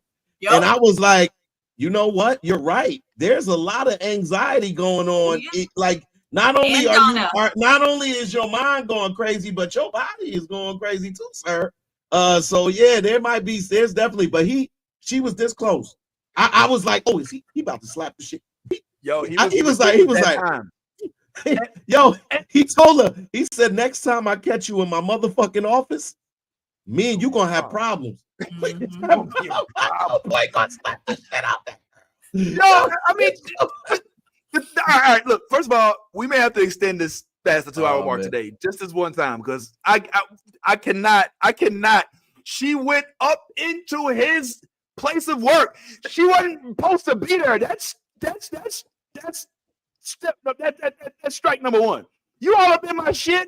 Bitch, you all got the key to my cubicle. How you just gonna walk up all in my spit like you run shit, right? And then she gets in his face. She doesn't just say, yo, could I get my gun? Like I can help. She's like, no, motherfucker, where the fuck is my gun? You with the teeth closed, where's my gun? You know what I'm saying? I'm like, it's a rap. And he's like, yo, you can't, nobody here has, I don't give a fuck about your goddamn rules, nickel. And she was like, you shot somebody because I was scared. That's what they all say. It was some monster trying to chase me in the dark. You trying to sit here and tell me because I shot somebody that I can't get my own fucking gun? You see this? She needs to be on desk duty because that's what they all say. I was scared. Desk duty, expedition. Remember, he said when she's 3 days out of the academy, she ain't got no experience. That's why he was trying to tell her, like, you may wear the outfit and have the title, but where the fuck is your experience at? That's why he don't want to give her fucking gun back. Yo, how did he know that she was only in the academy for so long? Because he's a very, you can tell that she went behind the ears. That Boyd is one of those people that has gained wisdom from his experience. And I think he just basically realizes that this is a young girl. She's very young. He picked up, matter of fact, he said after she walked out. Fucking kid. He did. He said that fucking kid. So the whole thing I think is that because remember his initial response to her was like one that has had this experience, like from a black man's perspective. He's like, every time I deal with, he had that like cops. Yeah. Oh. Let me guess. You were scared. You know what I mean? Like, so you just went like that was his initial reaction to her. So you could tell he's probably had some experiences in his day with cops like her. So that, that the way that he's functioning is I'm, whether you want to give me the title of police officer, I'm not a police officer. I'm the protector, bitch. This is what I'm here for. I'm here protecting everybody and keeping everybody safe. And if I feel like you're a threat, then I'm gonna handle you like I handle all the threats in this motherfucker. So that's like, but I definitely have seen a shift in Boyd since the Tin Chin murder, since all of that. This nigga is he about slap the shit out of Donna too. Like everybody, I'm telling you, any and everybody can get it. Oh, you yelling at me now? Oh, what? Well, do your fucking job. yo, I was like, damn, boy, look, boy, I'm telling you, Boyd is at the point where anybody can get them hands. These hands are rated E for everyone. And yes, yeah, and I'm waiting it's for all it. the women. Like, all the women are getting his animosity as well. All the women. If you notice that, all the Caucasian women. No, Ellis gets it too. Any and everybody. Ellis gets it too. He's like, yo, you know some shit. He gives it to him, but then he's like, okay, I'm dad. I got you. It's okay. It's okay. I know you struggling. No. What? Yes. He said to him, all right, which one you gonna sacrifice? Pick him up. Go ahead, Boo. Go ahead, little nigga. Be gone. You want to do some shit different? You want to change up some shit? Who you want to sacrifice? Point him out. Yeah. Point him out, Lil Willis. I'll wait, bitch. Because this is real shit going on in these streets. And you out here trying to just change up shit because your little wife had little problems and she out here eating trash and on inside the people and shit. Like, this is an undiscriminated, completely ready to burst on anybody. Like loaded gun of assholery that Boyd has cocked ready to go up against anybody who's trying to tell him anything other than what's going to keep you protected. And if anything should keep her from trying to do all this bullshit, it should be being possibly put in a goddamn wall, because that's still a thing. like, yo, don't act like it wasn't just a little while ago when y'all was scared because, oh, snap, you mean we can go through a tree and end up in a pool, in a wall? Oh, well, maybe I should listen to Boyd when he says, slow your roll, and let's do this because I've been here the longest. Let's not forget, Boyd killed his own wife. Like, he's suffered the bulk of the sacrifices that everybody's had. He's experienced them. You know what I'm saying? And now, with losing a ghost grandbaby, or potentially having a demon one, who knows? Like, he's really like going through the most at once, if you really think about it. Because every tragedy that's happened, oh, you want to talk about old girl who killed her brother? Oh, yeah, well, he killed his wife. Oh, you want to talk about old girl that tried to kill? Boy, whenever he tries to help somebody, somehow somebody end up dying on accident. You know what I'm saying? He burns in front of it. You know what I'm saying? Like, he's really experienced the most, even though he ain't been there the longest, and he's also succeeded the most. So, couple quick questions I got, and I ain't gonna lie. I know we kind of dipped our toe into Penguin for like a quick second. I'm sorry. But I didn't get back. I'm sorry, bro. Yeah. I'm sorry. This is too rich. This content is too rich. Why is Boyd still wearing that tatted ass fucking blazer too? Why the blazer got 14 holes in the motherfucking thing, and he's still rocking the bitch around town? That's another thing.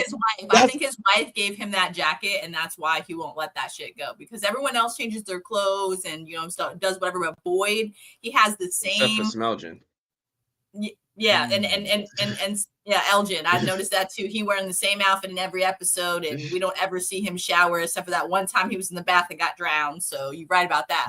But I did notice that Boyd distinctively, even when he puts on a new shirt or whatever, you know what I'm saying, that jacket goes on right after. So it's got sentimental value to it. And I think it has to do with his wife. Like, I think that's like the last connection he has possibly to, like, she either got it for him or, you know what I'm saying, something. But that jacket, hands down, has not left his sight since season 1. So it's no, that's not true. That's actually not true.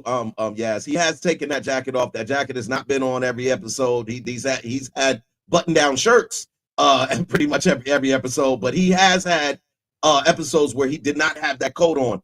And like now it just seems like ever since the Ten murder, like this nigga has let himself go ever since the shit that happened with Randall just the 2 episodes ago. He's been really stressing, like, and he's been really on edge, and like, yeah, like every episode since then, I've been like, oh, he about to smack somebody, oh, he about to fuck somebody up, oh, he's about to go off. And every episode, like, you're right, it has been focused at the females, but the females have been coming at him real slick. Like I said, like, he's in there talking to Christy, and Christy's yelling at this nigga. He's like, whoa. What did she yell at him? I don't remember her yelling at him. Oh yes, she was absolutely. Yeah, she was did. Like, she tried to blame him because old boy took the drugs. She was like, you should have told me. He was like, it wasn't my business to tell. And she was like, oh well, I don't know how you expect me to work in the dark. He was like, whoa, what you yelling at? And that's when he went off and was like, oh, so that's what we doing? Oh, so we placing blame? Yo, learn how. And we told her, he was like, learn what the fuck is going on and do your fucking job. And he was like, yo, I was like, oh shit, the energy that is for real. That's giving DMX from Belly, you know, learn how to put weed in the bag first, then get money. Then get money. The kids can't eat no books. Books. Yo, so all right. Yo, okay, so Boyd is on his rocker. Can somebody please, since we're all right, I'm sorry, I gotta jump back into From a little bit. We even gonna go over our little 2-hour mark. Fuck it, I don't give a damn. Like, I'm learning that we can even do that now, so let's do it.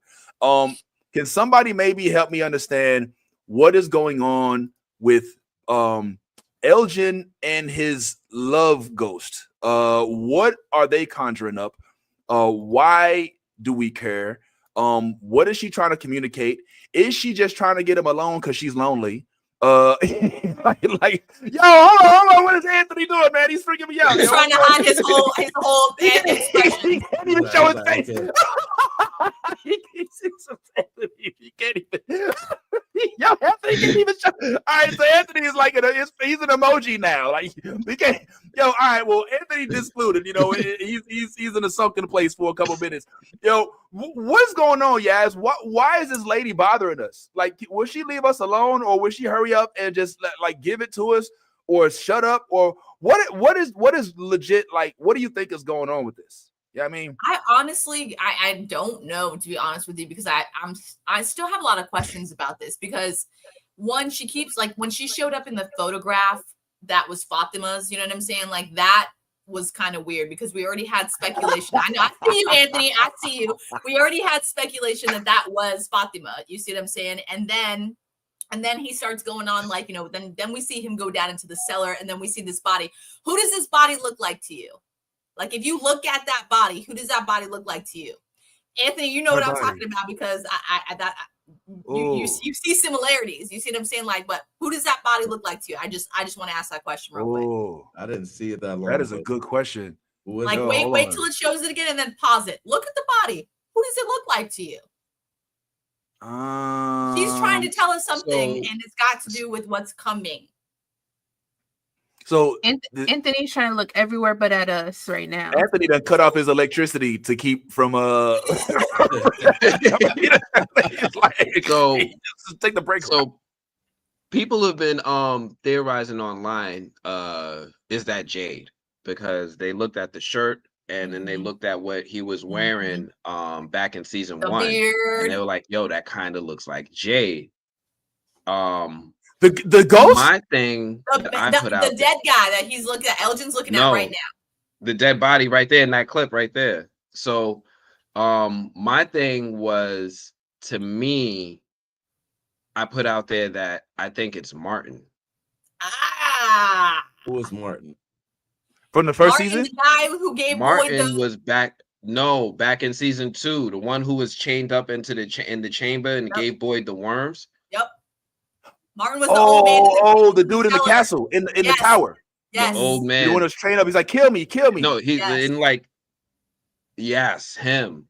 So I was like, when you think about it, when Julie, Randall, and Marielle got possessed by the cicada creature, something weird happened to them because they were able to be in 2 places at once. Yep. Right? Like they were from town in their beds, like eyes glossed over. But Boyd also saw them in that chamber chained up and screaming. So something happened so that they were able to be in 2 places at once. If we follow that same logic, maybe Martin is in 2 places at once too. And if he's chained up in that chamber, then he might have a body somewhere from town. So when you look at that body that's on the ground, it's got that big beard, it's got the straight hair, it fits the description, it fits the MO. So I put out there that I think that's Martin. I agree with you. That's why I think it is as well. You think it's Martin? You think that guy? Okay. Where did he go after he disappeared? Where did he go? You see what I'm saying? But he was released, and Boyd got his worms. You see what I'm saying? But like just like Anthony said, they were Julie, Randall, and Marielle were in 2 different. It was a parallel. They were in 2 different spots at the same time, experiencing some kind of dream realm reality. You see what I'm saying?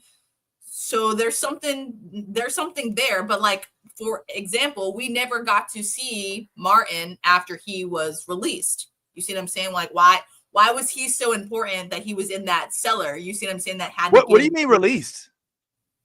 So once he passed the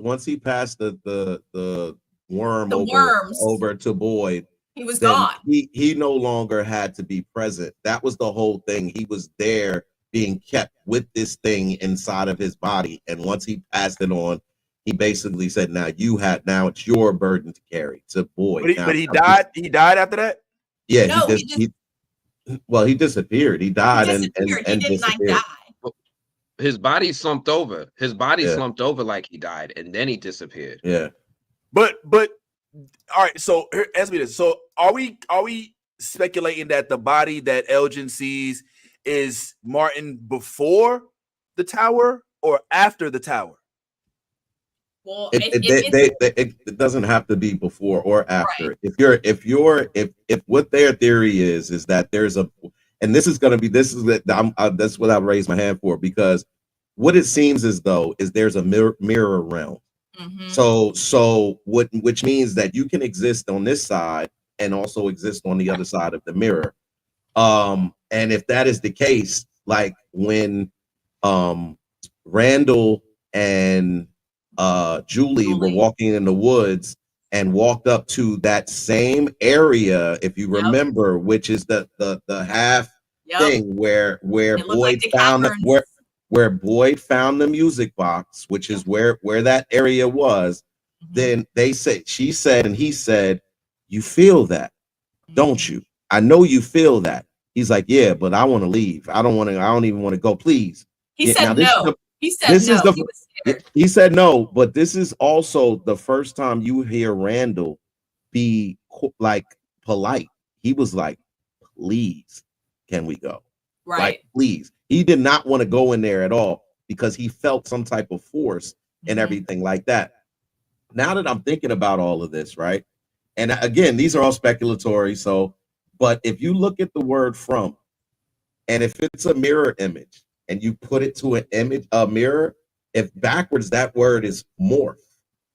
It's if you think of from and you flip that word around, it becomes morph, which is changing into something else. So if you're looking at this whole show, if you look at this whole show and how it's been presented, it's been presented as though you go into this town and it's absent of the real world.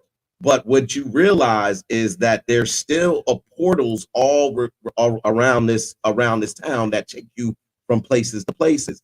You go into this back lot where Elgin is, which is a door, and then there's this place where someone stayed. I ultimately think that is where Victor was when Victor wound up being in that, and the mom told him to stay down there, and then the sister ran out the cellar. Remember, she ran out of a cellar. That door that he opened was a cellar.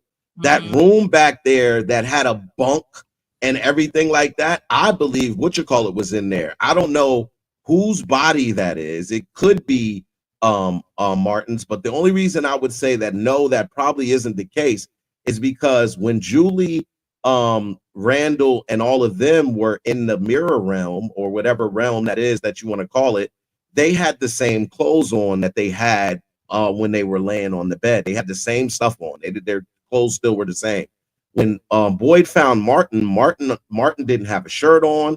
He didn't have I think he had like some tattered did he have a crown on or something? No, he didn't have a crown. He just had long hair. But nah, he didn't have a crown on. He was bare chested, and like just had on like something. But when you see that corpse there, that corpse is fully clothed, and that's the only reason I'm like, it's probably not Martin. But remember, Martin did say that those things that were keeping him there, he's been there a long time. You see what I'm saying? So they like those things could have removed, and he had scratches and random shit, like his body was messed with. You see what I'm saying? When he was hanging there. So we don't know if they could have in that, you know what I'm saying, in the cellar realm, took off his shirt, you know what I'm saying, to cause him that pain and stuff like that, because that's more of why Randall, you see what I'm saying, psychologically, and also Martin did tell Boyd there's worse things here than dying. Yeah. That was Randall, right? Randall said that, and Martin also said that to Boyd when he Martin was said that too. They both said that. Martin said that to Boyd when he was inside the cellar. He said, "I'm just trying to keep everybody alive," and Martin said there are worse things here than death. Oof.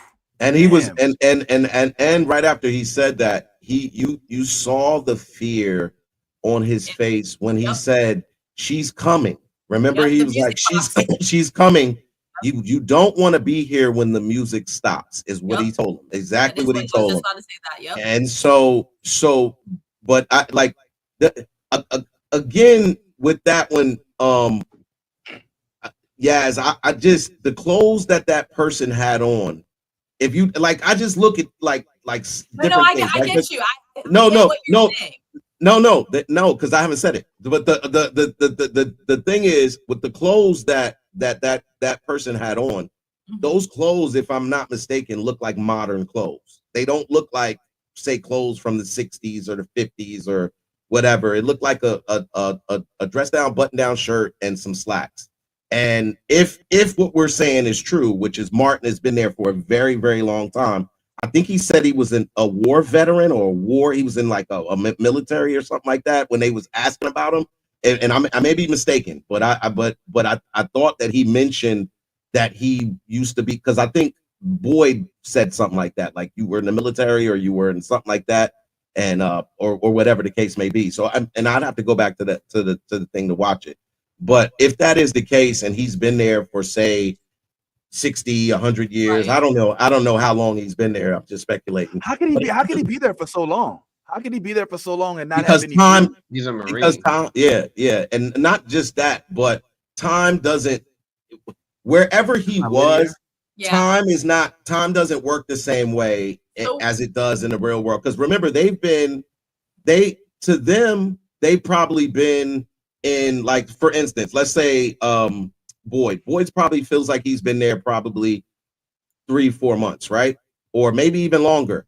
But in the world out there, remember, they were like the what is Julie's family's name? The whatever, her family, the Matthews. Remember when old girl came out, and then Tabitha, and her mom was like, "You've been gone for months. Like what happened? So we don't know how the time works in From Town. We don't know how it works. We don't know if it spans faster or it slows down. We don't know.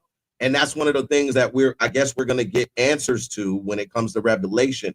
But I do feel like there is a mirror aspect to this whole realm that they're in, like where you can, like, one side, that this is one side of the mirror, and then on the other side of the mirror is this, whatever exists on the other side of the mirror. And the only reason I think that is because of the caves and how the caves shifted and changed as he walked through different caves. Because remember when Victor went down there, Victor said, this is different. There was stuff over here, there was stuff over here, there was stuff over. We need to go deeper. And as he goes deeper, he winds up coming across the same cave that he entered, like through another passage.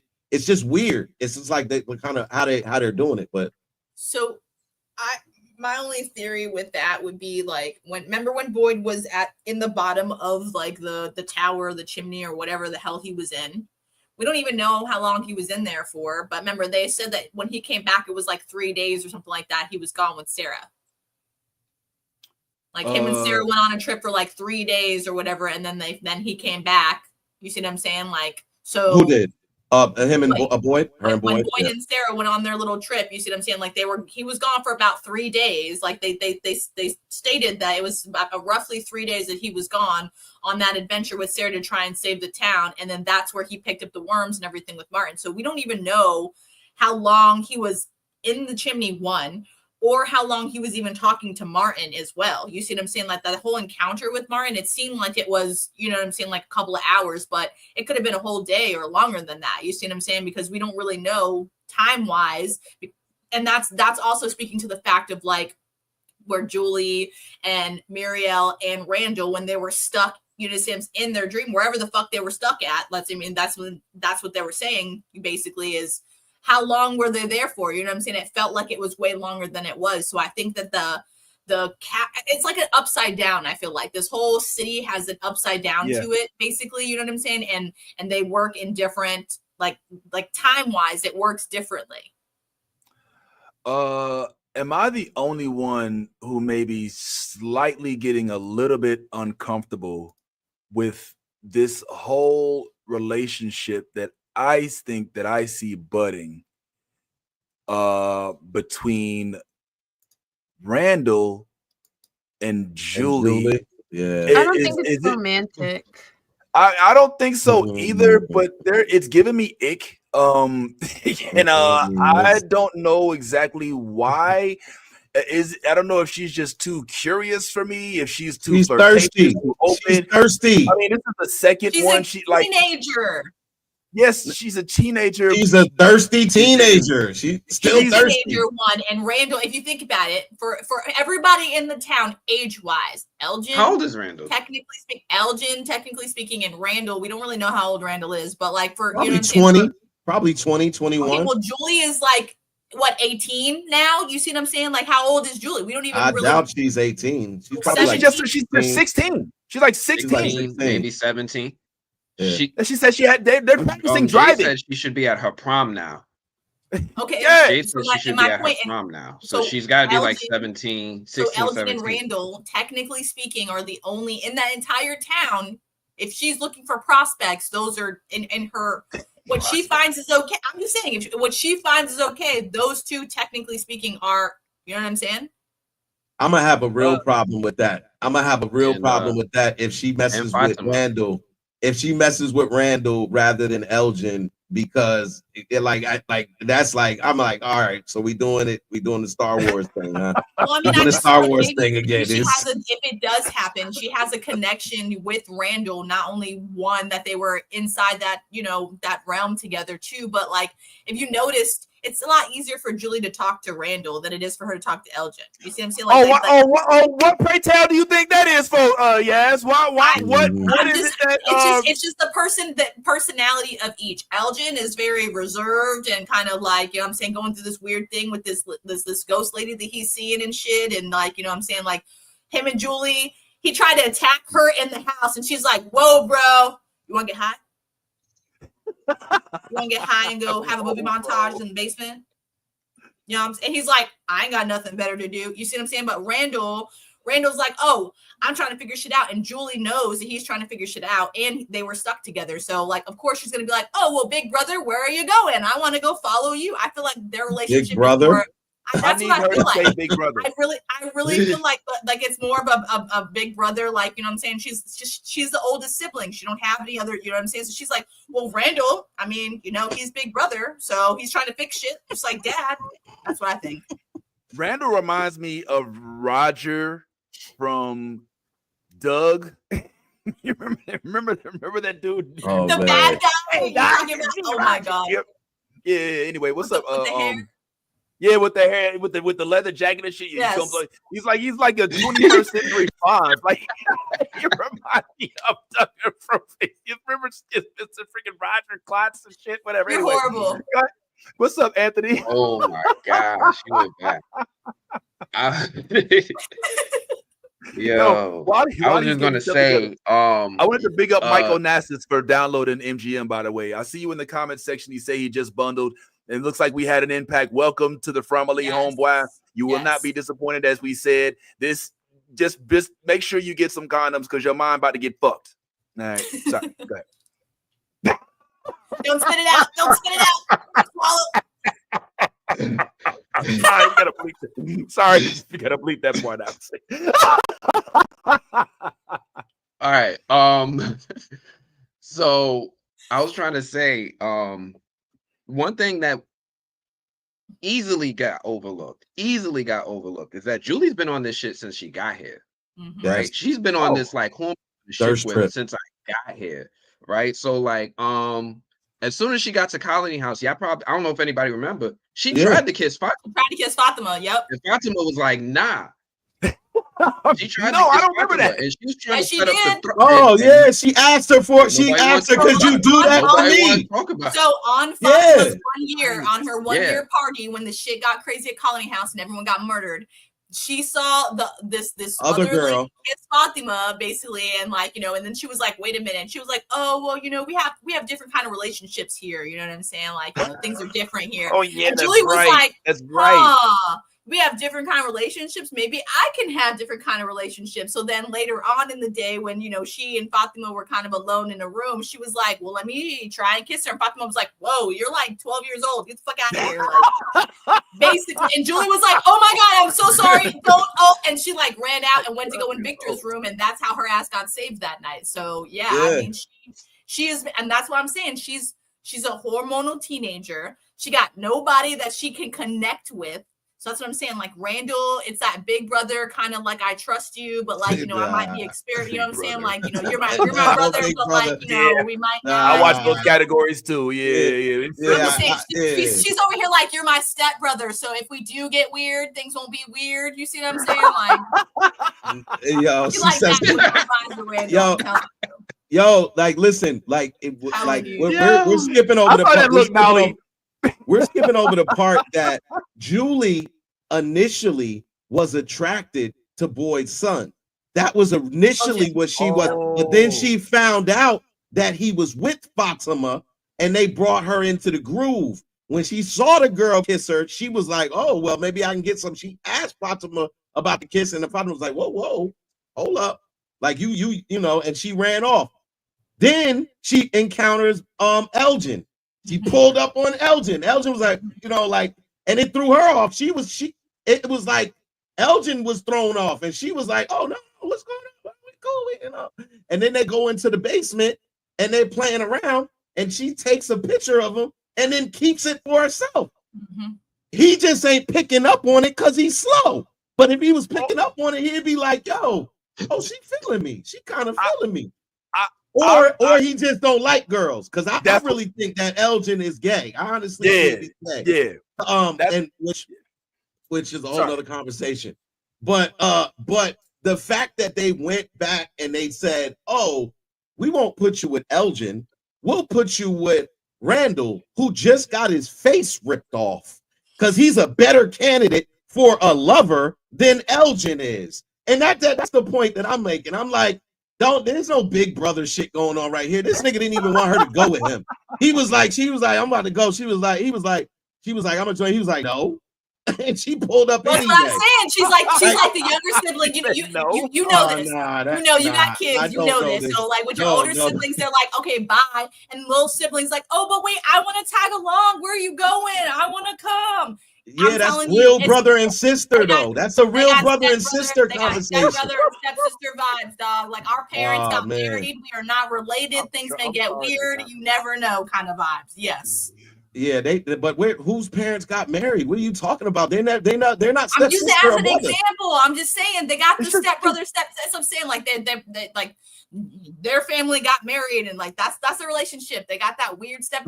I know exactly what you mean. Yes, I've fallen victim to the "hey, we ain't really cousins" spill before. A whole other story for another day. You're my third cousin. How does that work? Kind of thing. Yeah, we ain't really. Yeah, I have a story about college when. Yo, we'll talk about another day. I do have one question. Literally cut. Yo, Anthony, you barking up the right tree. I was introduced to what was my cousin, and weeks later, this cousin was like, "Well, really, if you think about it, like that's your stepmama, and it's my marriage, and it ain't really." And I was like, "So what exactly are we saying here? What's the?" And that went a whole other way. We'll talk about it off air because it sounds like a Friday movie. It sounds like a Friday movie right here. But I do have a question for you guys. Please. Okay, so Fatima's, I can't remember her actual name, sorry, but Fatima, when you were having your interview with her, she was saying, Anthony, that Pega. Okay, so Pega was saying, Anthony, in your interview with her, that she would love, if she could be any character, she would love to be the love child between Victor and Jade. Did y'all find that a little weird? Because I found that to be a little interesting. Like Victor and Jade, the love child of them, that would. Yeah, that did seem a little. I mean, we already know that. I think that Jade is. We know that he's gay. Yes. But the whole Victor vibe, that's giving me like really uncomfortable because Victor's more childlike. So it's like I know he's a grown man in reality, but he still has a childlike mind. So right. And Jade that's almost, is like that almost feels level. like, yeah, that almost feels like it would be like a kind of, I don't know, in a way, like pedophilia. Yes, that's what I was saying. When she said that, I was like, this sounds super weird to me. Yeah, like, that would, yeah. I mean, I get he's a grown man on thing, but he's got the mind of a child. So like, he's not even like.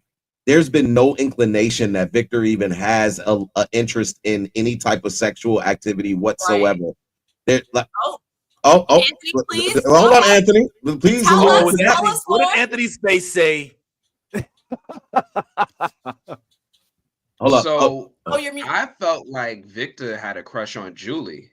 Yep. Yeah, when he was like drawing her and doing weird shit like when Victor she was in the house. You're right about that. Yep. He was fucking super creepy. Yes. And then there was one time he came over to give Ethan a coat. And Julie answered the door, and she was like, "Oh, yeah, he's upstairs. Come on in." And he was like, "No, I'll stand right here." And he reminded me of like a little kid who has a crush on someone, and is like too scared to really, to follow through on it. He's like, "No, I'll stand." He won't give her eye contact. "I'll stand right here. Can you send him outside?" So great point. Victor, had a crush on Julie. But which would make more sense though, because in terms of age, you know, if he's a childlike mind and he identifies as a 10-year-old, then a crush on say a 16-year-old doesn't seem so far out of the realm of possibility. Right. But if you're talking about grown ass Jade and Victor, that shit sounds hella weird and ooh. Yo, that shit sounds so backwards. But let's go back here. Julie, 17, and then Randall. Even if he's like 20, in his mid 20s, you see what I'm saying? It's still the same kind of. You see what I mean? Like it's still the same kind of pretenses. If you really think about it. Yes, please don't leave Volusia County. We're in a small town. That is the Florida shit. I mean, she's a freshman, and he's going to graduate with this. Where are you from? Listen, he gave us a throne and old men be marrying the 14-year-old children. So it's not out of the realm. We have entered the Southern Bible Belt. We have entered the Southern Bible Belt has entered the chat. And this is low.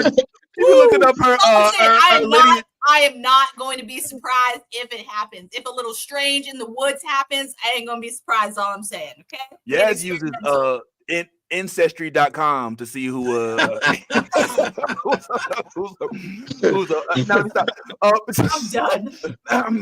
But yo, you're nah, I can't look.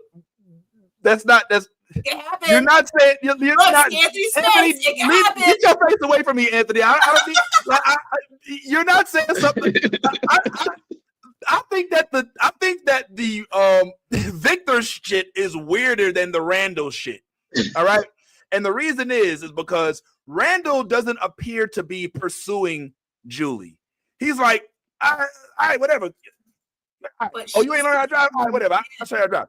Victor, if he really believes he's still 10, there's a problem because look at you, bro. There's a lot of stuff that's not in from, but mirrors are not one of them. And you can tell that you was an old ass man now. I know you've been there since God knows how long, but you're no longer 10. You're not even 16. You're not even 20. You're not even 30. Bro, you're Medicare recipient age. And there's no way in the world he doesn't know that. So I don't care what his mind says. He should know that he is outside of that realm. Yeah. Like there's no Julie in your future unless you got her ID and it's over 18. Because I still think Julie's like 16. I don't subscribe to that. But I think that he's been there since he was a child. Yeah, he's been a child. But he's not a child no more. Yeah, right, but he hasn't never been to school. He hasn't been to school. He wasn't exposed to society. Right? Yeah. His whole life ended. These are things you learn as you get older. Who knows how long he was alone before someone. Yeah, cut her off, internet, because I don't like whatever she about to say. Listen, the fact of the matter is, if Mowgli was a grown man when he left the jungle, I don't give a damn if he's a child when he goes in. You leave different than you went in, and he's experienced a lot of shit since he's been in the from town or wherever it is. So for him to pretend like, or even to have feelings, he's not pretending. Like he's an adolescent when he's not even like. If he looked like Randall, I give him a chance. But he looked like Clint Eastwood, bro. Like the dude has been around for a while. Like he's not some young buck. He's not some dude who dropped from the tree. This dude got rings on this tree. All right, there's a lot of rings on this tree. Okay. Yeah. So I need him. I think what you're missing, Vince, is the fact that there was never there's not a connection with Victor's psyche. His psyche stops at 10 years old when the trauma started, and he's never reconnected to the adulthood version of himself. Even in terms of how he reacts to things, and how people treat him. People still treat Victor like a child. They treat him like a child, and they identify him as a child. They don't treat him as a grown man. Like everybody talks to Victor like they would talk to a child. They treat him like a child. Everything that Victor has done in this whole series, and I've spoke to it and alluded to how great of an actor he has to be to stay in character the way that he's been able to stay in character. And Victor, everything that he does reminds you, even the fact that his best friend in the town is Ethan. Yep. Like that's his best friend. Yeah. Like, he identifies with a child. His reaction to his father's reaction to him.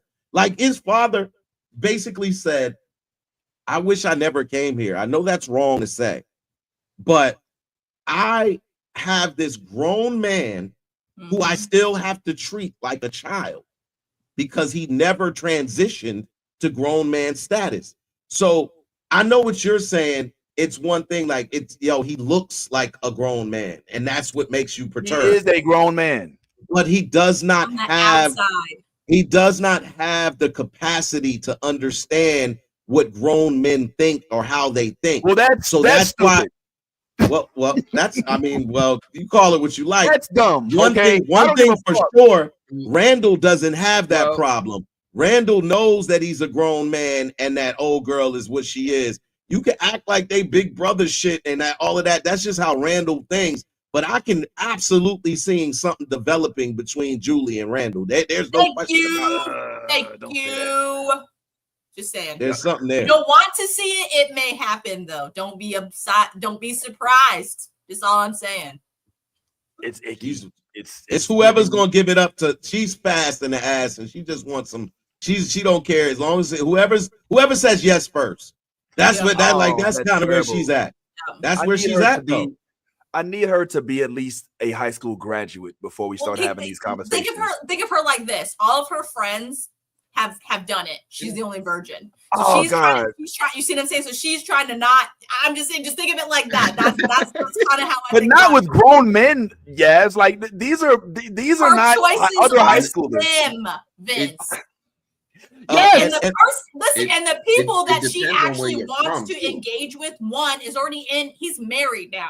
She watched the marriage go happen. She helped the marriage happen. So that's her first prospect. He's out. The second one, she's not even sure what line he's skirting on. Is it hers or you see what I'm saying? So Julie, and she's not going to ask. You see what I'm saying? So that's another thing too. Like Julie is trying to figure out her sexuality. She is still a virgin. She is hormonal as hell. Do we know that?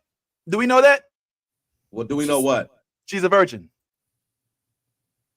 No, but I'm just saying, like, just look at you giving her. Look at you just giving her all this goodwill. This she out here did the whole football team on the way. We don't know what the fuck's going on. She would have been in Colony House, and she would have been doing the do with whoever was in the house. With who? With who? There's plenty of people in that house. There's a lot of fucking going on. Yeah, they had sex parties everywhere. Like people are sleeping, people are fucking. You know what I'm saying? Like you look over, Yeah, they did say you got to keep that shit down. She has her type. She has her type. She likes young and robust, like that. Nah, she does. She has her type. Like no, she's young and robust. Listen. She literally went for boy's son first. Like I want to keep pointing to that. She went to. She's young and robust. Robust. That sounded so wrong. Young and robust. Hey man, look man, that's what it the is. Word of the day. Yeah. The word of the day. It's robust. Come on, man. Your boy, he's still, what's wrong with the boy? So you say robust. Young and robust. You win. You win, Ty. You win for the day, bro. Some dog with some fight in him. And Elton, not a dog with a fight in him. Randall, he got some fight in him. You see what I'm saying? I mean, clearly. I have to define words, man, because robust doesn't mean anything other than strong. But it's the context. But listen. Yeah, she's looking for somebody to bust. Yo, that is made clear. She's a young horny something, and this seems to be the guy that is on her in her crosshairs. Now, the question was originally that was posed to Peg.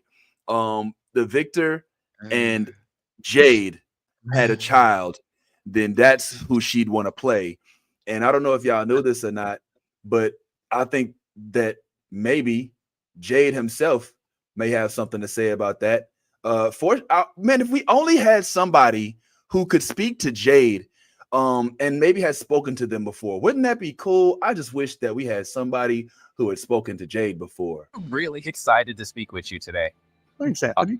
We're gonna have fun. I'm gonna ask you some questions that might be a little hard, but I'm gonna try to keep it as light as possible. Sure. So, Jade, right? Fans have really, really connected with Jade, whether it's because of his sarcasm, his intelligence, or his vulnerability. He definitely just stands out from the rest of the characters.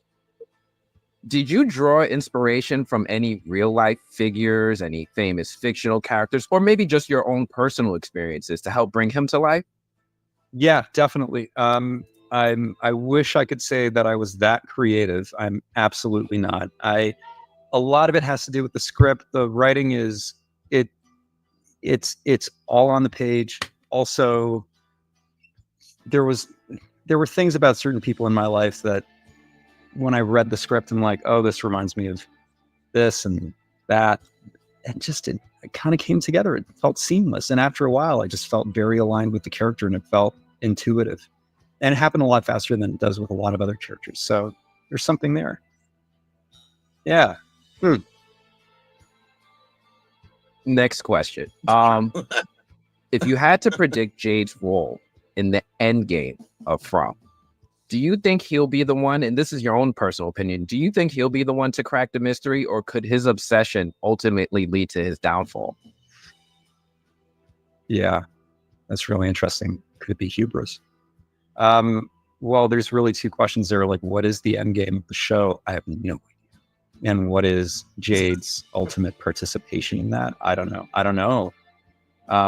It's very likely that his enthusiasm for solving problems gets him into trouble. But also, Anthony, how much have you seen? How much of season? That part right there. Yeah. That part right there. When he stops and is like, Anthony. By the way, Anthony. Like, he didn't say, he wasn't like, who am I talking to? Who am I talking to again? Oh, Anthony. How he was like, Anthony. How much have you seen? Like y'all talk, like y'all play Words with Friends in off hours. Bro, how tight of a relationship have you developed with some of these cast members, bro? Because this is remarkable. Then we'll keep on with the interview. This is my first time speaking with David. So like I was supposed to interview him for season 2, and then it just didn't happen at the last minute. But we spoke for the first time here. But I mentioned this before. When we go off at the end, there's usually like a little few words before we part. And one of the things that I've gotten from a couple of members of the cast is that they watch my videos. Like they are tuned into the videos, and I think they started to tune into the lives. So kind of like the same way when we watch them on television, we almost feel like we have a relationship with them. I think now that they're watching, it's like, oh, I already know this dude. Right. That's dope as well, though. Kudos to you, man. Go ahead. I'm sorry. Let's see what else he has to say here, and we'll. Have you watched? No, I've gotten as far as episode 7. I'm kind of pacing myself. It's the show takes a very interesting turn towards the end of the season. And that's not spoiling anything. That's just a fact. How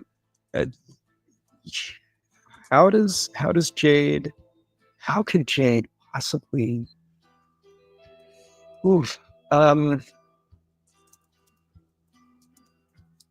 I think the stakes are a lot higher for Jade going into season 4, if, God willing, the audience and the studio give us a season 4. And I think in terms of his intensity, I don't think we've seen the last of Jade. I think that things happen that make him even more committed to solving the puzzle and to eventually succeeding to get out of there. I hope. That's my suspicion. But again, I mean, he does everything he can to try to give you as much as he can without giving you everything. And you got to give him credit for that. We're not going to give the entire interview because we don't want to take from Ant's views. So make sure you all go over to YouTube very shortly and check out the interviews on the movie blog. Oh, you're wondering what that looks like? You see, where'd the thing go? Oh, I lost it. Okay, you know what? Here it is. BM. There it is. Ha ha. So yeah, check out the movie blog, man, where you'll see not only this interview, but also the interviews of Boyd and some other cast members, including Pega, who's Fatima. And we love, man. I can't wait for tomorrow. Tomorrow's where we start the Revelations. Yeah. Right? No, it's before the Revelations. It's one episode before the Revelations one start. before so it's 9 and 10. 9 Can and 10. I want to ask if you can. I don't know what the plans are today, but I'd like to watch that shit in advance. If we can, talk about that. A little while. I'll just play. I don't know what. You know what? Let's talk after this and see what we can do. Look at Anthony. This is extra. Yo, one thing that I did notice that you can take from that interview is that Jade makes it to season 4. He did say, that I don't think we've seen the last of Jade. God willing, make this season 4. But I think Jade lives through season 3, so we could at least say that much, that he makes it. He at least makes it. I don't know what capacity that means, but he at least makes it. I still am speculating over the relationship between Jade and Tabitha. and what's her name? Tabitha. Toby. Yeah, and I still think that that we haven't learned everything. I predict, before we move on to Penguin for the last couple of minutes, that there will be a struggling relationship between her and her husband, and that not Jade moves in to be the new guy, but that he functions as kind of a conduit between her, her transition between being what she was and the relationship she had with her family when she first came from, and who she ends up becoming now that she's got a long budding relationship with the Ankui children. By the way, Ankui, a good name for children. I might. I think if I had like a fish bowl, I would name one of them fish Ankui. Like Ankui is a name. I feel like I want that to go beyond the From sphere, but I digress. Did anybody else have any other questions before we kind of wrap up with Penguin real quick? Anybody else? Well, I just was going to say, to add to what you just said about their relationship, I think the trauma in which had caused the strife within the relationship of Tabitha and Jim, I think that's kind of past them a little bit, and I think I do that. I'm seeing more of a Jim trying to facilitate whatever his wife needs in this last episode. And so yeah, because I think she went off on Jim and put his ass in check. And I think that I honestly think ever since that argument where she basically, let him know what time it is, he's been pretty, like, he wasn't on board at first with her coming out in the woods and going and inspecting the rocks and doing all of that at first, until she explained to him, like, yo, this isn't like what you think. Like, this happened before. Like, this dream, I get what you're saying, but this dream isn't that. I had this dream before I even got here. So, and he was like, oh, okay. And then from that point, he's following her on her journey.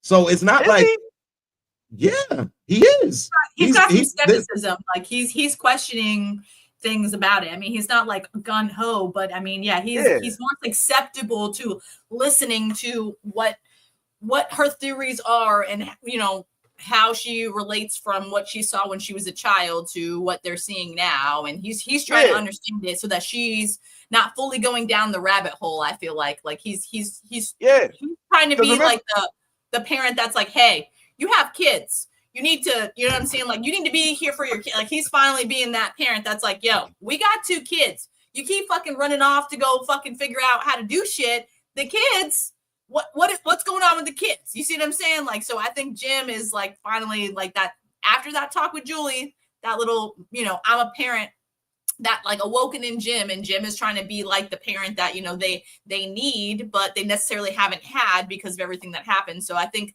Jim he's trying to be supportive of Tabitha, but at the same time, he's like, okay, well, you need to chill the fuck out. Like, let's put all the clues together, kind of thing. You know what I'm saying? Instead of being irrational about it, because he's trying to think about the kids in the long run. Because after she left, the kids started falling apart, and he doesn't want the kids to keep falling apart, basically. And you're muted, man. I'm not saying y'all wrong, but I do got some counterpoint. Okay. I got a lie. You're good. No, that's fine. You're fine. All right. So like, when y'all remember Jim had that argument, and then Tabitha woke up the next morning and Julie was like, hey, where's Dad? And she was like, oh, he went off to the woods. He went off to the woods? Like, yeah, he left again. He left again. And then when he was out in the woods, I don't know if anybody else felt this way, but anybody else get side piece energy from that chick that he was talking to? Like, he was having that conversation. The one that he said, like, they was in the woods. He see his family came through. He's talking to his wife. Yeah. And he was like, yo, he's sitting there talking to his wife. He's like, yo, why the fuck you bring Ethan out here? And then that lady was like, Jim, are you coming? And he's like, I'm like, yo, this man is having a whole conversation with his wife. And you felt comfortable to interrupt him in mid-conversation and be like, are you leaving with us or not? I got side piece energy from her. You're not wrong. You're not wrong about that. But who is he talking about? Why? What so side the girl that he threw the vegetable to and said, I think this one is good. Yes. The one that's what he's talking about. That's the girl. That was the only girl that was there. It was a girl and a guy. Okay, so we're talking about this guy right here. He had a side piece. Yeah. Well, and saying that the girl that he threw the vegetable to is giving side piece energy because she interrupted and was like, "Are you coming?" when they were supposed to be leaving and go back to the village with the vegetables. And I think they were gathering the vegetables, and that's when Tabitha, Jade, and Ethan came walking upon them, and he's like, "What the fuck, Tabitha? What the fuck are you doing, Ethan? Like, why did you bring Ethan out here? Like, they just talked about them not showing Ethan where the fucking woods were, so he doesn't go run off." And then she brings Ethan out there, and then that lady is like, "Jim, are you coming?" So I mean, he's not wrong. I remember this lady, man. I need to stop smoking, man. Because she's not anybody that you would remember. She hasn't been like casted as anybody important throughout the series. She's just another person that lives within Fromtown. But what Anthony is saying is because she interrupted him, it's giving side piece energy for like, how dare you do that? And why he's talking to his wife. And I just think it's more like she was like, are you coming? Because they had to bring the food back. Like he had a whole bag of food as well. So she was like, I think that's what she was saying, was like, are you coming to take the food back? And but it may come off as that, and we'll have to wait and see. But I don't think Jim doesn't give me the vibes of infidelity type husband. He gives me the vibes of a loving husband who just doesn't know how to effectively change the opinion of his wife towards him based on the past. And I think that's one of the things that we're going to continue to kind of see them go through this relationship where either she's going to continue to blame him for Thomas. Thomas is resurgent because remember, Thomas hasn't called in a while. Thomas ain't been on the phone lately. He ain't clicked. Yeah, well, Thomas. That's because Jasper's gone. Remember, Victor has Jasper, so that's probably why we haven't heard any phone calls happening, because Victor went to the cave and stole Jasper. Maybe we'll find. I guess we'll find out soon enough. Dyke Rick Grimes is crazy. Liv Shaw. It's not wrong. Yeah. No. Yeah. I wonder which should we delve into those Walking Dead shows. I kind of chirped out after the last season. Yeah. No, we absolutely Daryl should. Dixon is doing his thing, and Rick and Rick and Michonne are doing their thing. Good. Fear of the Walking Dead. Okay. Yeah, right, we absolutely, we are Walking Dead fans here. Yes, I love I got you, Ty. Thank you. I got you. It even got Nolly. Come on, pull on up. You know what I'm saying? Okay. Well, any other things about From before we have a brief Penguin discussion? We got to. I think we got it all. Everybody get that out the got that out the system. So I do want to pose one question to the chat that I did pose on Anthony's blog one time, and I think this is a really good one. And I would love to see next week in the comment section and us as well come up with all of the different theories. But I have had the notion that From could be an acronym, and I want to know if it is an acronym. What do you think the letters potentially stand for? And I think we can have a lot of fun with this, with the comment section and as a group coming up with our theories as far as what the acronym could actually be. So for next week, that's your homework chat section. I was gonna say right now. I think it'll be more fun if you have a little bit more time because you can be more creative. But I mean, if you want to throw out your theory right now, that's cool. It stands for fuck retaining other memories. Like you're not gonna have anything after if you watch this, you ain't gonna think about nothing else. I don't know. Forget romantic, older, mammy. I don't know. I've drawn a blank. But definitely this is good homework. From as an acronym. I like that, Nolly. That's good. Funky role models. No, I don't fucking know. I do have one that's close to that. Mine is close to that one, Nolly. Mine is fear. It's either fear rules or runs, but fear runs off madness. Oh yeah. Forever I Love Atlanta. That's Fila. Okay. Yeah, that's not. This is why I said. Take your time. Come up with something clever. Something clever. Freaky right-wing old men. I don't know. It's gonna be a bunch of crazy shit, man. All right, well, anyway, let's come back next week and see if y'all can give us what From actually stands for, because Ant, as I've watched interview after interview, has stumped everybody he interviews with what is the meaning of From, or why is it called From. Nobody has been able to answer that, including in the cast. Even he interviewed the director and I think one of the writers, I think, right? And they didn't even, one of the runners, the showrunners. No, it's a lag. Not yet. I've not yet. I've interviewed every cast member, and I've asked all of them, what does this stand for? And I think the best answer I got was, and he like cut himself off, was with the dude who played Kenny, and he was like talking about how he thinks that it's related to the fact that everybody in this show is from someplace different. Like, we have white people, we have Iranian people, we have Asian people, we have an extremely diverse cast. I'm starting to have my theories as to why the show is called From. And I think it touches on what we were talking about earlier about whether or not Julie could be in a relationship with all these different people. Depending on where you're from, that might be acceptable. People get married at 14 in some countries. So it really is just matters about what your background is. You know, I know, like we were talking about in the Bible Belt, people get married at 16. They do. Jewish communities too. They still do it. You get married young.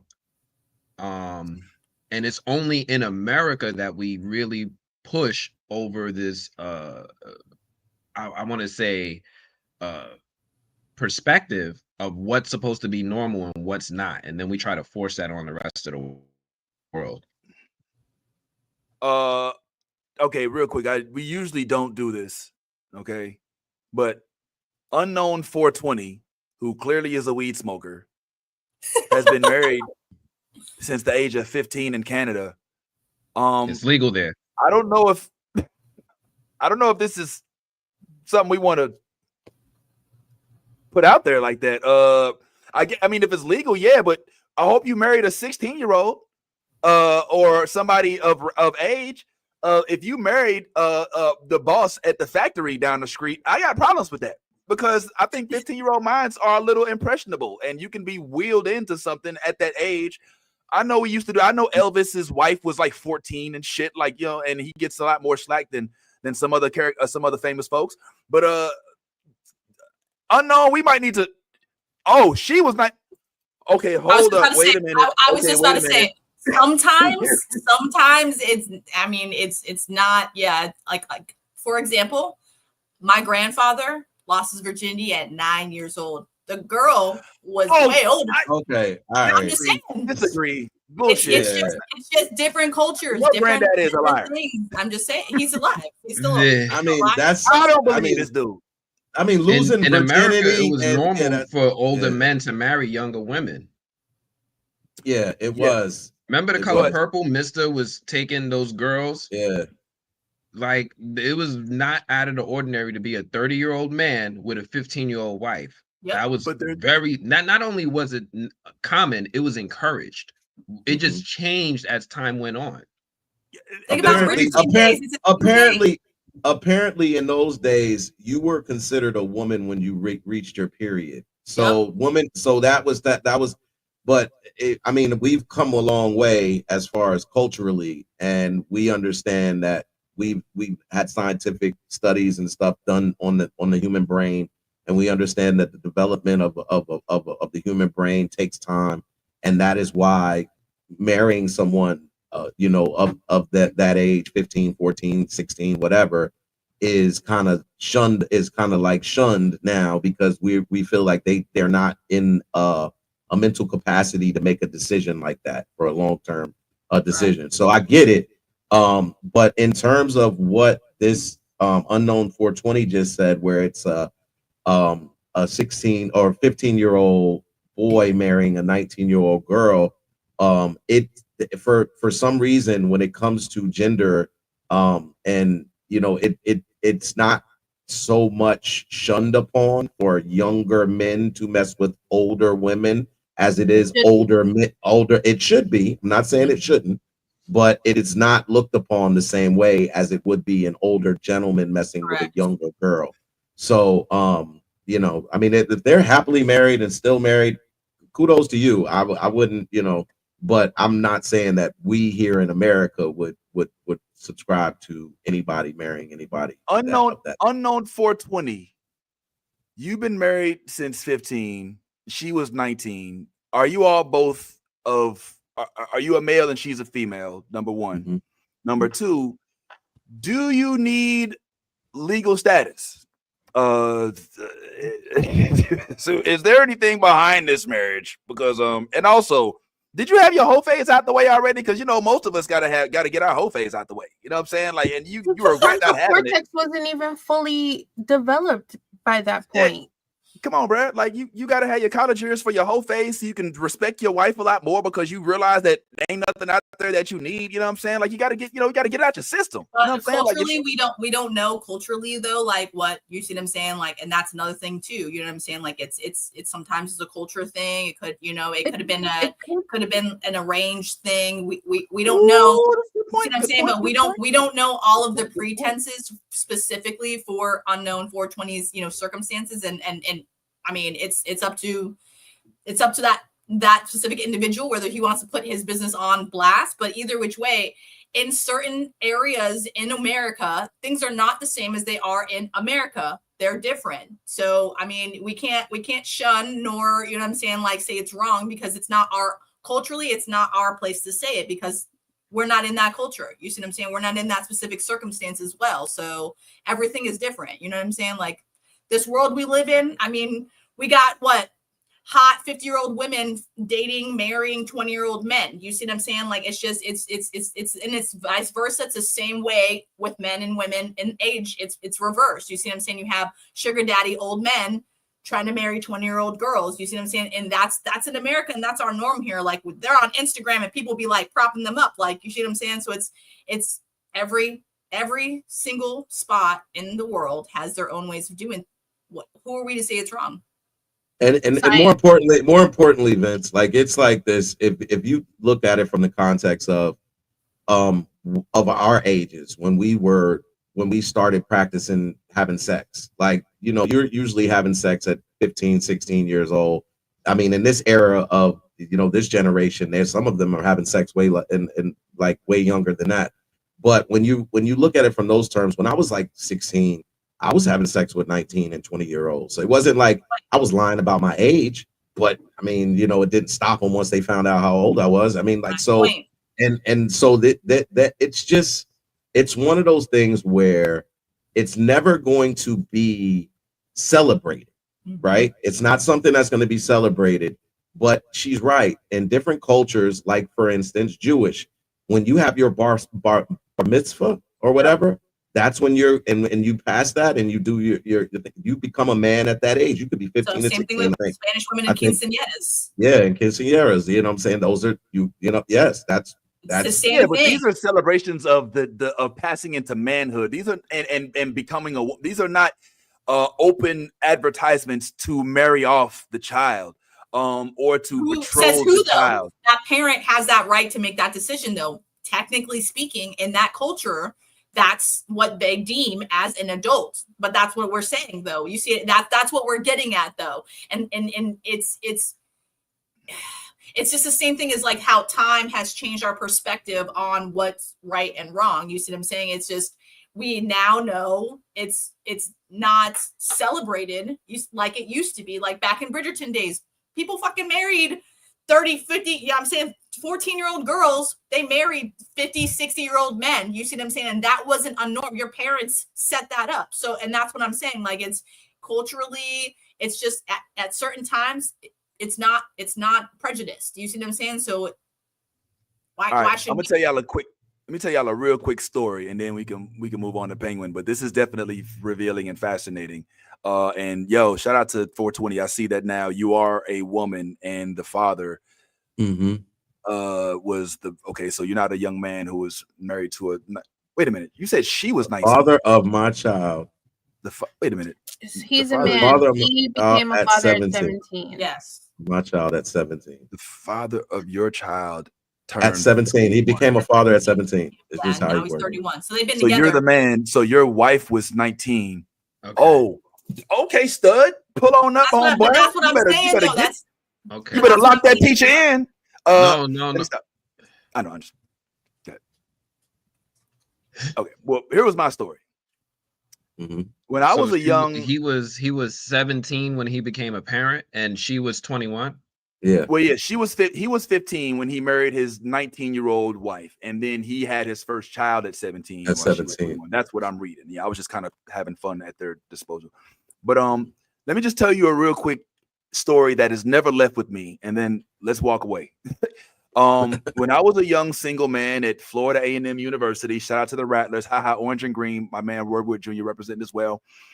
My junior year, my roommate and I, Lord, went to Philly. We drove to Philly in his in my caravan. Fuck the Lex, cause the click fit good in the caravan. Roll through your hood like an avalanche. All right, anyway.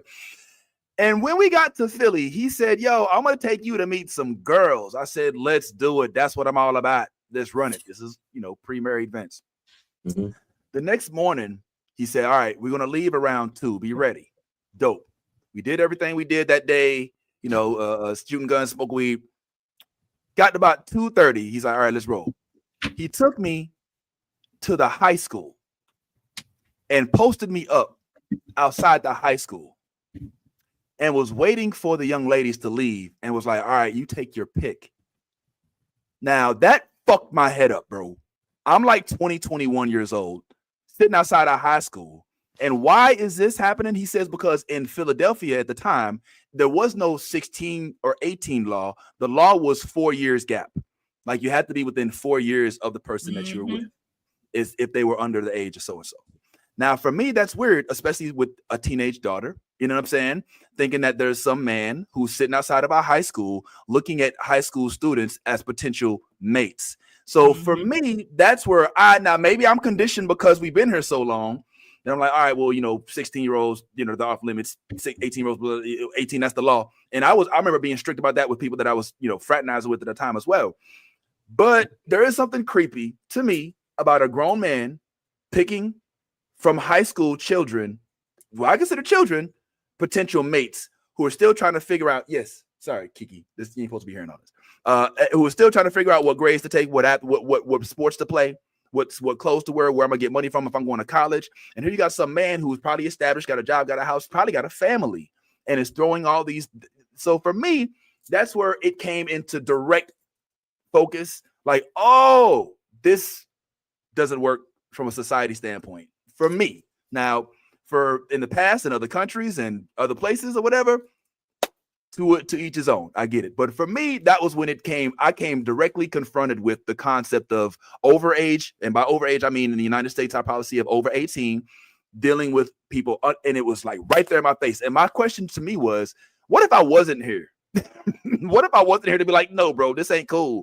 Lord, I just put his name out there. Fuck it. Lord, yes, I said your name. I don't even fuck with him nowhere. I don't give a fuck. This motherfucker's out there trying to like fuck with so when I see Randall and Julie, I'm like, ick. So that's just me. Sorry about that, guys. I'll pop off my own individual. Thank you, Raina. You know what I'm saying? Appreciate that. You know what I'm saying? I'll be trying. Thanks, Raina. And thank you, Ant, for always speaking with his face. We love that. Let's wrap this up with a tiny bit of penguin talk, guys. This has been the longest. This is our second episode today. We're on episode 2 of New Blurred Order for today. Let's go ahead and let's just wrap up with some penguin chat, man. Penguin is on, I believe, one of the last episodes coming up here pretty soon. And I'm not going to sit there and bore you all with did you all watch and how did you feel about it and everything like that. Let's just kind of recap what happened last time. If I'm not mistaken, we now know for a fact that the penguin is shook by the concept of his mom being taken by Sophia, right? The question is, what do we believe Penguin will do once he learns? Because I don't think he know yet that she has. He knows, right? He knows. Yeah, he knows. He knew from the very first part of the episode, right? Because remember, he finds Victor. He goes to the house. He's like, "Thanks, councilman. Turn on the fucking power." Yeah. Propping himself up because he, shook down the fucking councilman with the plier in the nose and shit. He's like patting himself on the back, walks up to his front door, and he's like, "Why the fuck is the front door open?" Oh yeah, shit! That's right. Then he goes in the house. He's all panicked. Ma, where's Ma? Finds Victor on the damn floor. He's like, "Victor, where's Ma?" Victor's like, he's like, "Where the fuck is Ma?" Victor's like, "Oh, Sophia. Oh, my head.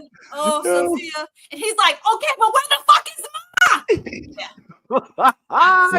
Then we find out that, Sophia took Ma, and then, then we hear doors closed, and then next thing you know, Sal Maroney and his goons are outside. He's like, "Vic, you gotta go." He's pushing this man out the fucking window. Like, "Get you my only saving grace. I need you.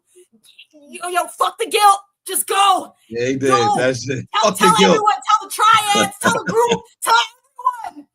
And he pushes that nigga out the window. And then we don't see Vic for the rest of the episode because Vic got a damn concussion and shit because Sophia knocked him the fuck out with a crowbar. Because that's exactly what happened. And then Sal comes in. Sal and him, "Oh yeah, I know you got my ma. Let's go." So then they go down, get the drops. He's like, why you fucking working for Sophia anyway? Why you her little bitch boy?" That's basically what he said to Sal. Sal beat the shit out of him a little bit, for the fucking bitch boy comment. And then he takes his ass to the drop to the point, where they go get the drugs. And when they get the drugs, that's when shit hits the fucking fan because, Penguin, that motherfucker is a goddamn mastermind. He's like looking at his people like, "Yo, y'all ready to bounce? I see y'all. Let's do this." And then what the fuck happens? These motherfuckers have a goddamn brawl in the middle of the motherfucking subway. And what happens? Sal Maroney has a fucking heart attack and dies. What the fuck? Oh, yeah. How do you... Right.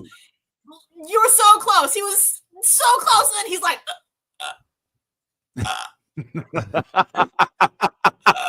I was like, "No, this nigga's not having a heart attack." He's like...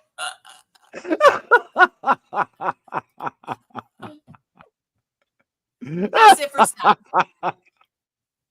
Sal's gone. He couldn't take a little fight with Penguin. He was like, he mentioned his family and being all like crispy and shit, and Sal just dead. Come on, man.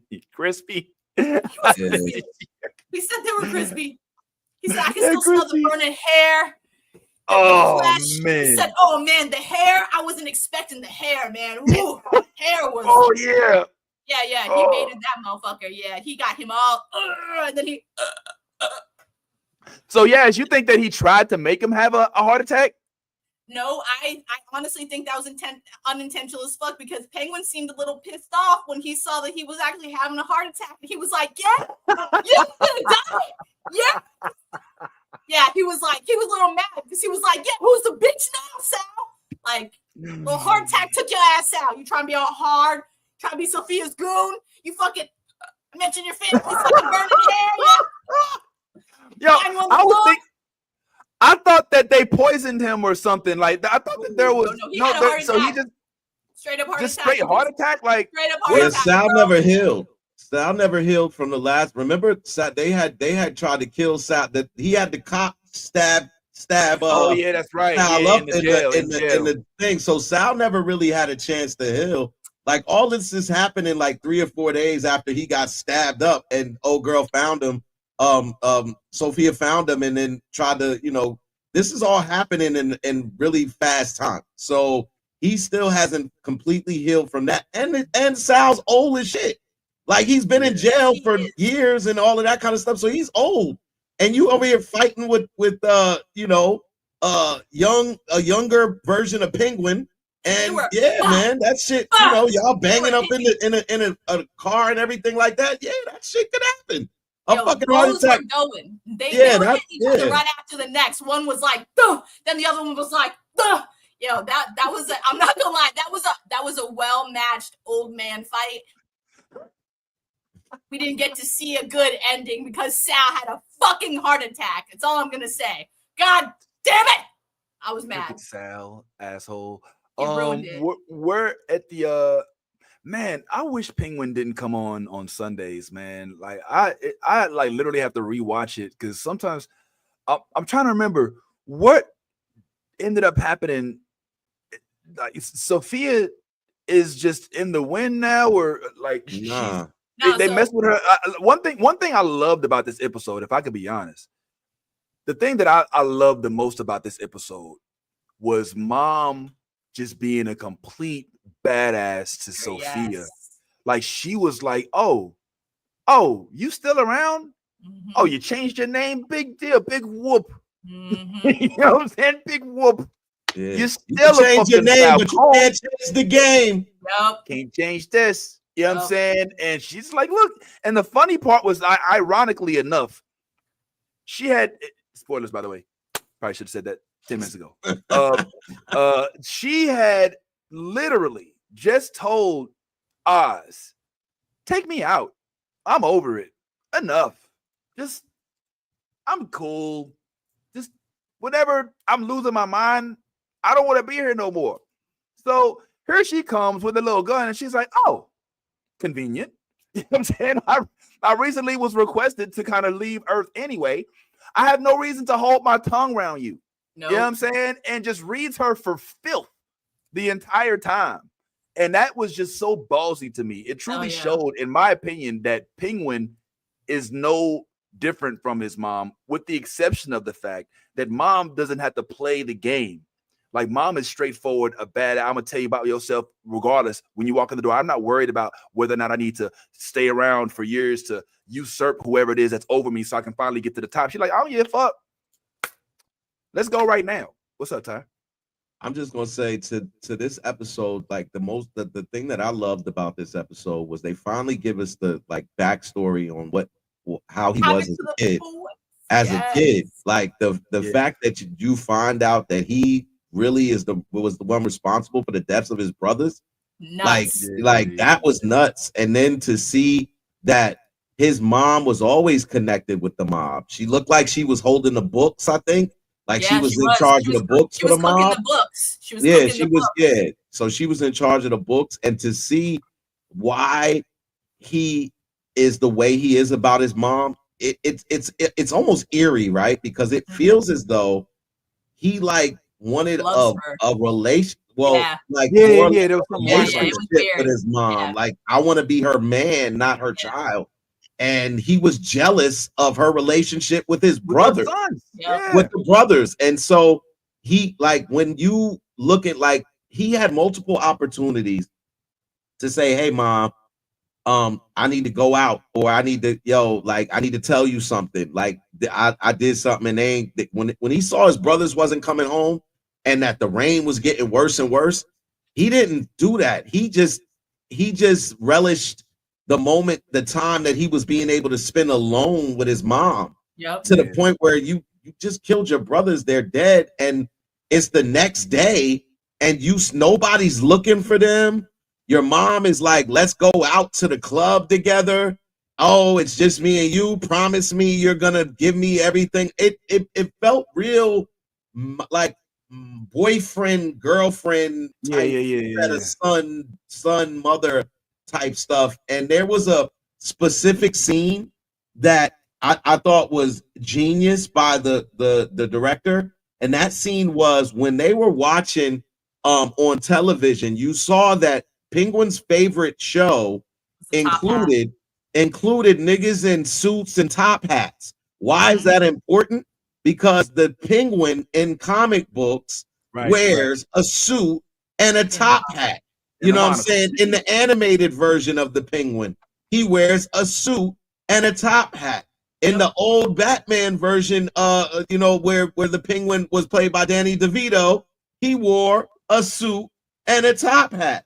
And it kind of just basically lets you know that this was one of his favorite things when he was a kid, and something he always wanted to achieve was to look the best and look like these guys. So that was kind of dope. I thought that whole setup was really dope to give you more of a look into the psycho aspect, the sociopathic aspect of why Penguin is the way that he is.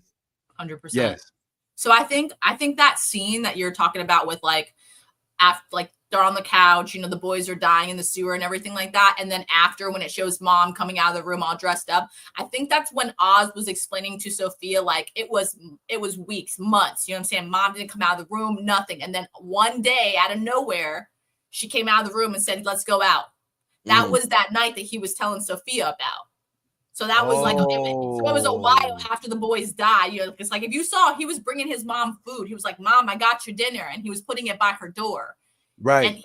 And then he waited for a second, didn't hear anything, and then he was like, "Okay," and then he walked away. And then that's when she opened the door and said, "Go get dressed in your best suit. We're going out." So I think that was like, you know, like, so that we could see the full flashback of how everything turned out, and like, you know what I'm saying, like him having to obviously step up a little bit more because obviously he killed his brothers. You see what I'm saying? Mom's devastated as hell. Like, and that's where her psychosis goes into, and like where we get to see where she's in her room. We don't get to see that part when she's breaking down. Like, why didn't you go out and look for them? Why didn't you go out and look for them? When she's talking to Sophia, that's her memory of that night. Was like, you know what I'm saying, of that time. Was like, you know, her reminiscing about not looking for the boys, basically. So yeah, this episode it delved deep. I'm not gonna lie, though, watching the whole transition of how we got to see how he decided that he was like gonna leave his brothers in the sewer, that shit was definitely deep. And this show, and I love the layers of how deep this show is, because if you think about it, he's a child. I don't think he intentionally meant to leave them, you know what I'm saying, until it got later on in the day and he was like, didn't tell mom. That's when he was like, well, I mean, they didn't show back up. I told him to find a way out. You know what I'm saying? Like, then he was probably thinking like, oh shit, I needed to let them out. They couldn't get out. And as the rain got more and more, then he realized they drowned. You see what I'm saying? Like he basically had to take on that burden of like, I murdered my brothers unintentionally because I wanted to have more time with mom. You see what I'm saying? So that's why his relationship with her is he's like basically like her main man, you know, in the sense that he's got to be that for her, because he kind of robbed her of being able to do that because she was so broken after those boys died. You see what I'm saying? So Oz took on that relationship of like, you know, he's son, he's the man of the house. You see what I'm saying? Like, so that's why I think the relationship is like that now as he's an adult. Is more of like, you know what I'm saying? Like, yeah, he already had those admirational feelings for his mother, but because she broke and he got to watch her break in the way that he watched her, this is why he is the way he is with her. Let me, if you don't mind, let me add to that. In addition to him feeling so attached to his mom, not only was he jealous of the boys, it's also because, in my opinion, he has this inhibition with his foot. You know, he's the club foot son, so he's already insecure about that. I'm trying to remember, but for some reason I can't recall. Didn't one of the brothers like fuck with him a little bit? Like, didn't they like tease him a little bit? Like, there was no teasing. Nah. His big brother, and that's what I was gonna say. His big brother seemed like a good big brother. His big brother was like, because remember, the admiration was for the life, because Penguin always found appeal in being a gangster. From the very time you first encounter the guy that they give the books to, On the street. he's like, hey, I forget the guy's name, but he's like, hey, like he's trying to get noticed because he likes the car. Remember, he's like, oh, the car's gold. He's like, I bet it's made of real. He's like, it's not real gold, it's just paint. That's his brother. His brother was like, nah, they're not cool. He was because Penguin was saying, oh, they're so cool, man. He was like, nah, those are bad dudes. Those not bad. Those are not good guys, yo. And so even down to when they was playing the game of hide and seek, when they told Oz to come down, they didn't think about the fact that they were just trying to play with him. And then he got upset and was like, you guys know my legs. He was like, yo, my bad, Oz. I wasn't trying. We didn't mean it like that, yo. Like, for real. Like, I'm sorry, bro. Like, he was very apologetic immediately. It wasn't like they were just playing the game. Like, imagine you playing with your brothers and you're just he trying said we'll to play. come up. He said we'll come up too. That's what we'll come up. Like, yo, we didn't mean it like that. We didn't know you was gonna have a problem because we don't see that as a hindrance to you. Like, we're just treating you like the brother that we know you are to us. But he took it as though, because his mom always, it looked like in that moment that you're talking about, he was like, I could do it, Mom. And she was like, no, I told your brother to do it or whatever. And he was like, I think he looked at his legs as being a hindrance. And like, so when he saw his older brother and his younger brother playing around under the table and moving around, these are all things he can't do. Exactly. So he was like, yeah. So that it wasn't that the brothers were mean to him, because I didn't hear any of them. Like, I thought we were gonna see that. I thought that we were gonna get outside and then they were gonna start treating him like that, but they didn't. His brother really was like a big brother, but it was clear that Oz had a plan to get rid of them. He did not want them around. I feel like I want to go back and rewatch it, but I feel like I detected a hint of sarcasm or maybe at least facetiousness when he was like, oh, I didn't know you would. I didn't know. My bad. I kind of get the sense that might have been some of the big brother shit, but maybe as a big brother, that's just me looking at it through my eyes, right? The other thing is, did he know he was going to kill them? I don't think he did. I believe what Yaz did. I think that he just wanted them to stay away for a little bit, just treat him a little lesson, and then he's going to go back the next day, be like, don't you fuck with me again, all right? You know damn well my leg fucked up. I can't trial down that shit. But that ain't what happened. So the two other questions I have is, A, were they ever found? I don't believe so, because Mom keeps saying that they went missing and that we don't have no bodies. So leads me to my last question. Are they actually dead? Yeah, we heard them drowned. We heard them drowned. You heard sounds. Yes. And water. We heard them drown and we saw the water coming out. Anybody. And in my experience in comics, when you don't see a body, they come back as Clayface. They come back as the Croc. Yeah. Like, all I'm saying is, when you don't see a body and you've got a situation that could easily make a supervillain for a season 2, I don't know. When they're missing, no bodies, no definitive death. You're right. Come on, Ty. I'm gonna say this. You do realize that the explosion that happened is in the same exact spot where he left his brothers in the first place. Right. When he went through the hatch to save him from that explosion, that was the same hatch in which he left his brothers in. Yes, it was. He when you went down there, you didn't see a body down there. You didn't see any bodies down there, by the way. That was in the future. That was in the future. You're right. But that's what I'm saying. He went back. He did go back. Yeah, but way further into the future. Like, my point is, the point that I'm making is that there were no bodies. There was not, like, he went into that thing. You did not see any skeletal things or anything like that. And he did, in fact, go back to the place where he left his brothers. He did. So I'm just saying, like, He didn't make it all the way down the ladder before like the explosion happened, so we didn't get to see the floor. Where if there were remains, like human remains, we didn't get to see the floor because he made it halfway down the ladder and then the explosion happened. So if their bodies were down there, we didn't really get to see a good look because the explosion happened. Right. But either which way, I mean, that was the same exact. He went through the same doors that he left his brothers in. Bad Ty's right that he left them. So I mean, you never know. There could be remains under there that they find later on when they're clearing the rubble. They could, and then the boys could be named. We never know. You see what I'm saying? So it's still in speculation because now there are hundreds of people that just now got affected by this bomb that just went off in the middle of the freaking city, and now that everyone's got to clear the rubble and find out who's left in there. So we could still get their remains. You never know. I have a question for everybody on the panel too. And that's why the question is, why hasn't Sophia killed his mother? And what do you think the plan is for his mom with Sophia? I know. Go ahead. Yes. I think the reason why she hasn't killed Francis yet is because Francis is a revelation that Sophia has not taken into herself yet.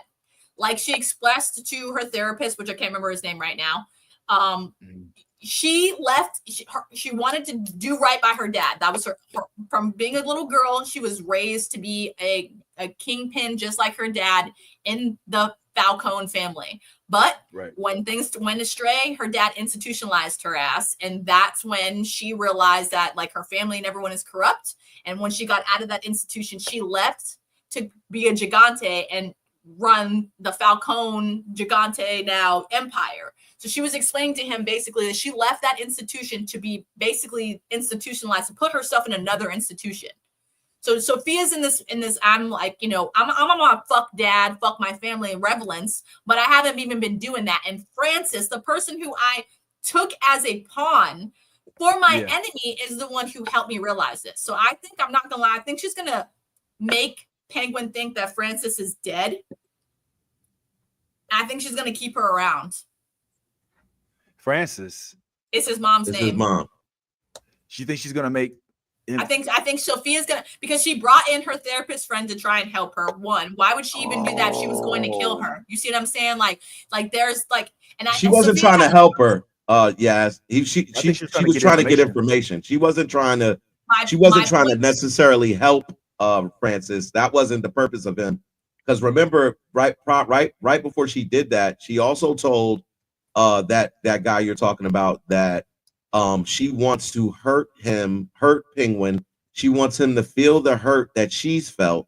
Right. And so like when you saw when she entered the room with him, he wasn't helping her. He was using some type of red light and she was like in a state.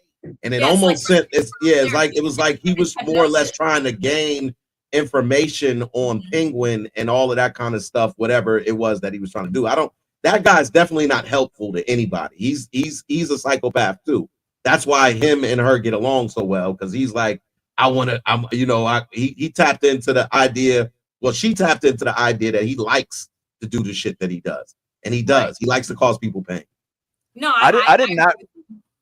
I'm sorry, yes, I didn't mean to speak over you. I was going to say I did not peg him. I should have seen it, but I didn't see the BDSM thing, and I should have seen that coming. But I didn't. It was a complete shocker because like he had such power over her at Arkham, and then for them to turn around and be like, yeah, go ahead and put the cuffs on. You know what I'm saying? Yeah, I like that shit. Yeah, hit me again, mama. You know what I'm saying? I don't know, it's a little weird, but it is what it is.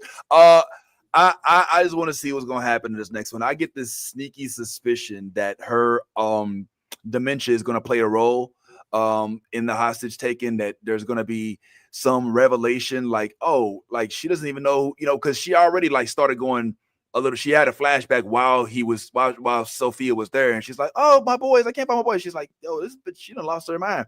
So I get the sense that that's going to play it. I mean, you put a dementia patient in the room with a psychoanalyst or whatever he is, I don't think that you can just get those two to not, make any sense.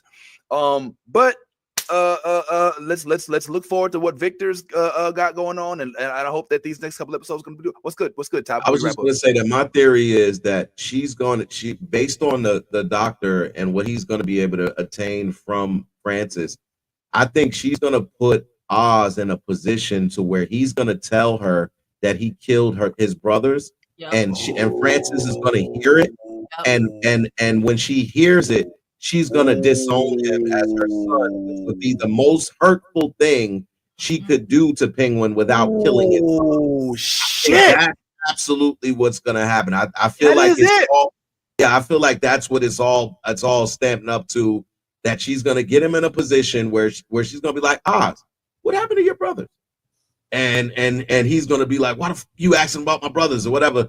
Like, did you kill him, Oz? You know, like, and then he's going to be like, he's going to be in a situation where he's going to be like, yeah, I fucking killed them. Like they were taken away from mama, and his mom's going to hear everything, and that's going to be the end all be all. Like that's what I think. Yo, I think that's it, bro. I think. I remember I knew that I predicted that mom was gonna meet up with Sophia, like that was gonna happen. Because I mean, that was the whole reason why we were exposed to the fact that she was still being kept alive, but nobody else knew about it. Like when he said to Sophia, oh, she's dead, I was like, oh, okay, I see what's going on here.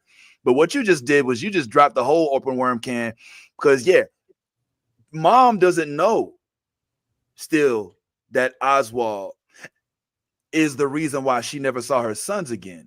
And he's been keeping that secret all his life. Just like when baby girl, his business partner, let's just say, the young lady with the other young ladies, was aware that, oh, so he been lying to you about the fact that the hangman was actually his boss. He knew that. He sat and watched your friends get killed one by one and let me take the blame. And you still loyal to this dude? He said, oh yeah, by the way, go check down on the Lower East Side by Crown Point, and you might find what you're looking for. So yeah, I think that you're right. The Achilles heel for Oswald is to be exposed, is to be shown for what he actually is to the people that he's fooling. All this point, it's work. It helped him fuck up the Falcone family, helped him fuck up the Maronis, even helped him maintain his empire. Because he's telling all of those people, hey man, they don't respect you. They don't even know your names. You know what I'm saying? Meanwhile, this motherfucker was a part of those empires for the longest time. So just by taking Penguin out of his element, which is where he's conniving behind the scenes, doing all this shit, and just exposing him for what he is, that is the true dagger in the chest. And all she has to do is make him expose himself, to his own mom. And that kills him. Like that, that's like, I would think that he would rather have his mom die than know that he killed his brother and his brothers. Well, ultimately, I think he's going to be the one that kills his mom. I think that is definitely going to be what happens, because once his mom, one thing that we've seen consistently in the Penguin series, right, is when you disrespect Penguin to a point that he will kill you. Like no matter who you are, if you disrespect him to a point, he will kill you. And I think once his mom finds out that he killed his brother, she's gonna say everything. She's gonna be like, you know what, you're the worthless son. You were never you were never this. And he's gonna be like, Ma, don't say that. And it's gonna be like, nah, what do you mean? You like, you should have been the one that died. The wrong son died. You know what I'm saying? The wrong kid died. Wrong kid died. You know what I'm saying? That's a reference for those who know what that. Walk the line. Walk the line. Walk hard. Walk hard. But yeah. So I think ultimately he will be responsible for killing his mom, which will be the deciding factor, that breaking point for Penguin. And then he becomes unhinged, and then you get the version of the Penguin that takes over Gotham and does all of these other kind of things. But I think that's absolutely what we're in for. All right, well, we'll see. Yeah, we will see, as we, I believe, have at least one more episode. How many episodes do we get on this? 8, but I don't know. We're on 7 now, so yeah, there's one more 8 episode. tomorrow. And it's supposed to be a longer episode, by the way, too. It's supposed to be an hour and something long. It's supposed to be a longer episode. Yeah, don't get used to it, Erebus. And the novel. I know, right? We trying to keep that 2 hour. Anthony was instrumental in letting us know, like, you don't have to stop at 2 hours. It's like, well, let's see what it is. But after the day, I think I'm gonna need a nap between these two shows, bro, because this was a long broadcast. But yeah, we will do this from time to time, I suppose. But yeah, let's go ahead and wrap up, man. We've learned a lot today, bro. I ain't gonna lie. Today has been an informative one. We started with DBZ. Oh, where my music Arcane. Where can you hear it? Oh, here it is in the back. Yeah, I'm trying. Yeah, we started with DBZ and Arcane, you know what I'm saying? And so make sure y'all check out Arcane, as we'll probably want to watch. And I think Arcane is a bingeable. So I think you watch them all in one swoop. So make sure y'all go ahead and binge the entire Arcane, because we'll probably want to talk on that next week. Shout out to anime heads and those who did watch Goku. And make sure y'all check that out, as we may brush up on this next week as well. Of course, we did talk about Penguin.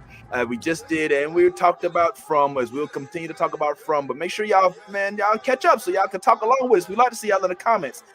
And I just want to give a real quick heads up. Special guest Maddie Mays may join us. Big stand-up comedian, very, very deep into anime. She's watching a show called and or at Dan on I don't know if y'all are watching Dan. Huge into anime, so she wants to talk all things anime. So look for her to come on in the next couple of weeks. And of course, rest in peace to the one and only Tony Todd, Candyman. We already know what it is, man. So I don't know, unless anybody else has anything else to say. Thanks to the comment section. As always, y'all light it up every week. We enjoy all of the great comments. We appreciate y'all coming through and showing all of the love. Make sure, if you would, hit that like button, hit that subscribe button, hit that share button. Tell a friend to tell a friend, because we want to keep on doing what we do. So thank you again, everybody. Yo, real quick shout out to Darth Erebus too. We ain't stopping just because you said something, homeboy. We stopping because it's been 3.5 hours. All right, so don't feel no kind of way. But yeah, thank you for pulling up. And yo, I understand you work with Tippy in the Twitch stream stuff. Oh yeah, Quincy Jones too. Thanks, we meant to bring that up, man. The conversation is on fuego, man. Appreciate that. That's a little last week, I believe, but still, man, that sucks. Both of these kings, man, did their thing. And most importantly to you out there, continue to be your authentic self. If you ain't being yourself, you're being fake. And in all things, I forgot to bring this up. We'll talk about it next week, though. In all things, if you a geek, go ahead, let that good geek flag fly. Do sir. I love the new blurred order. You should too.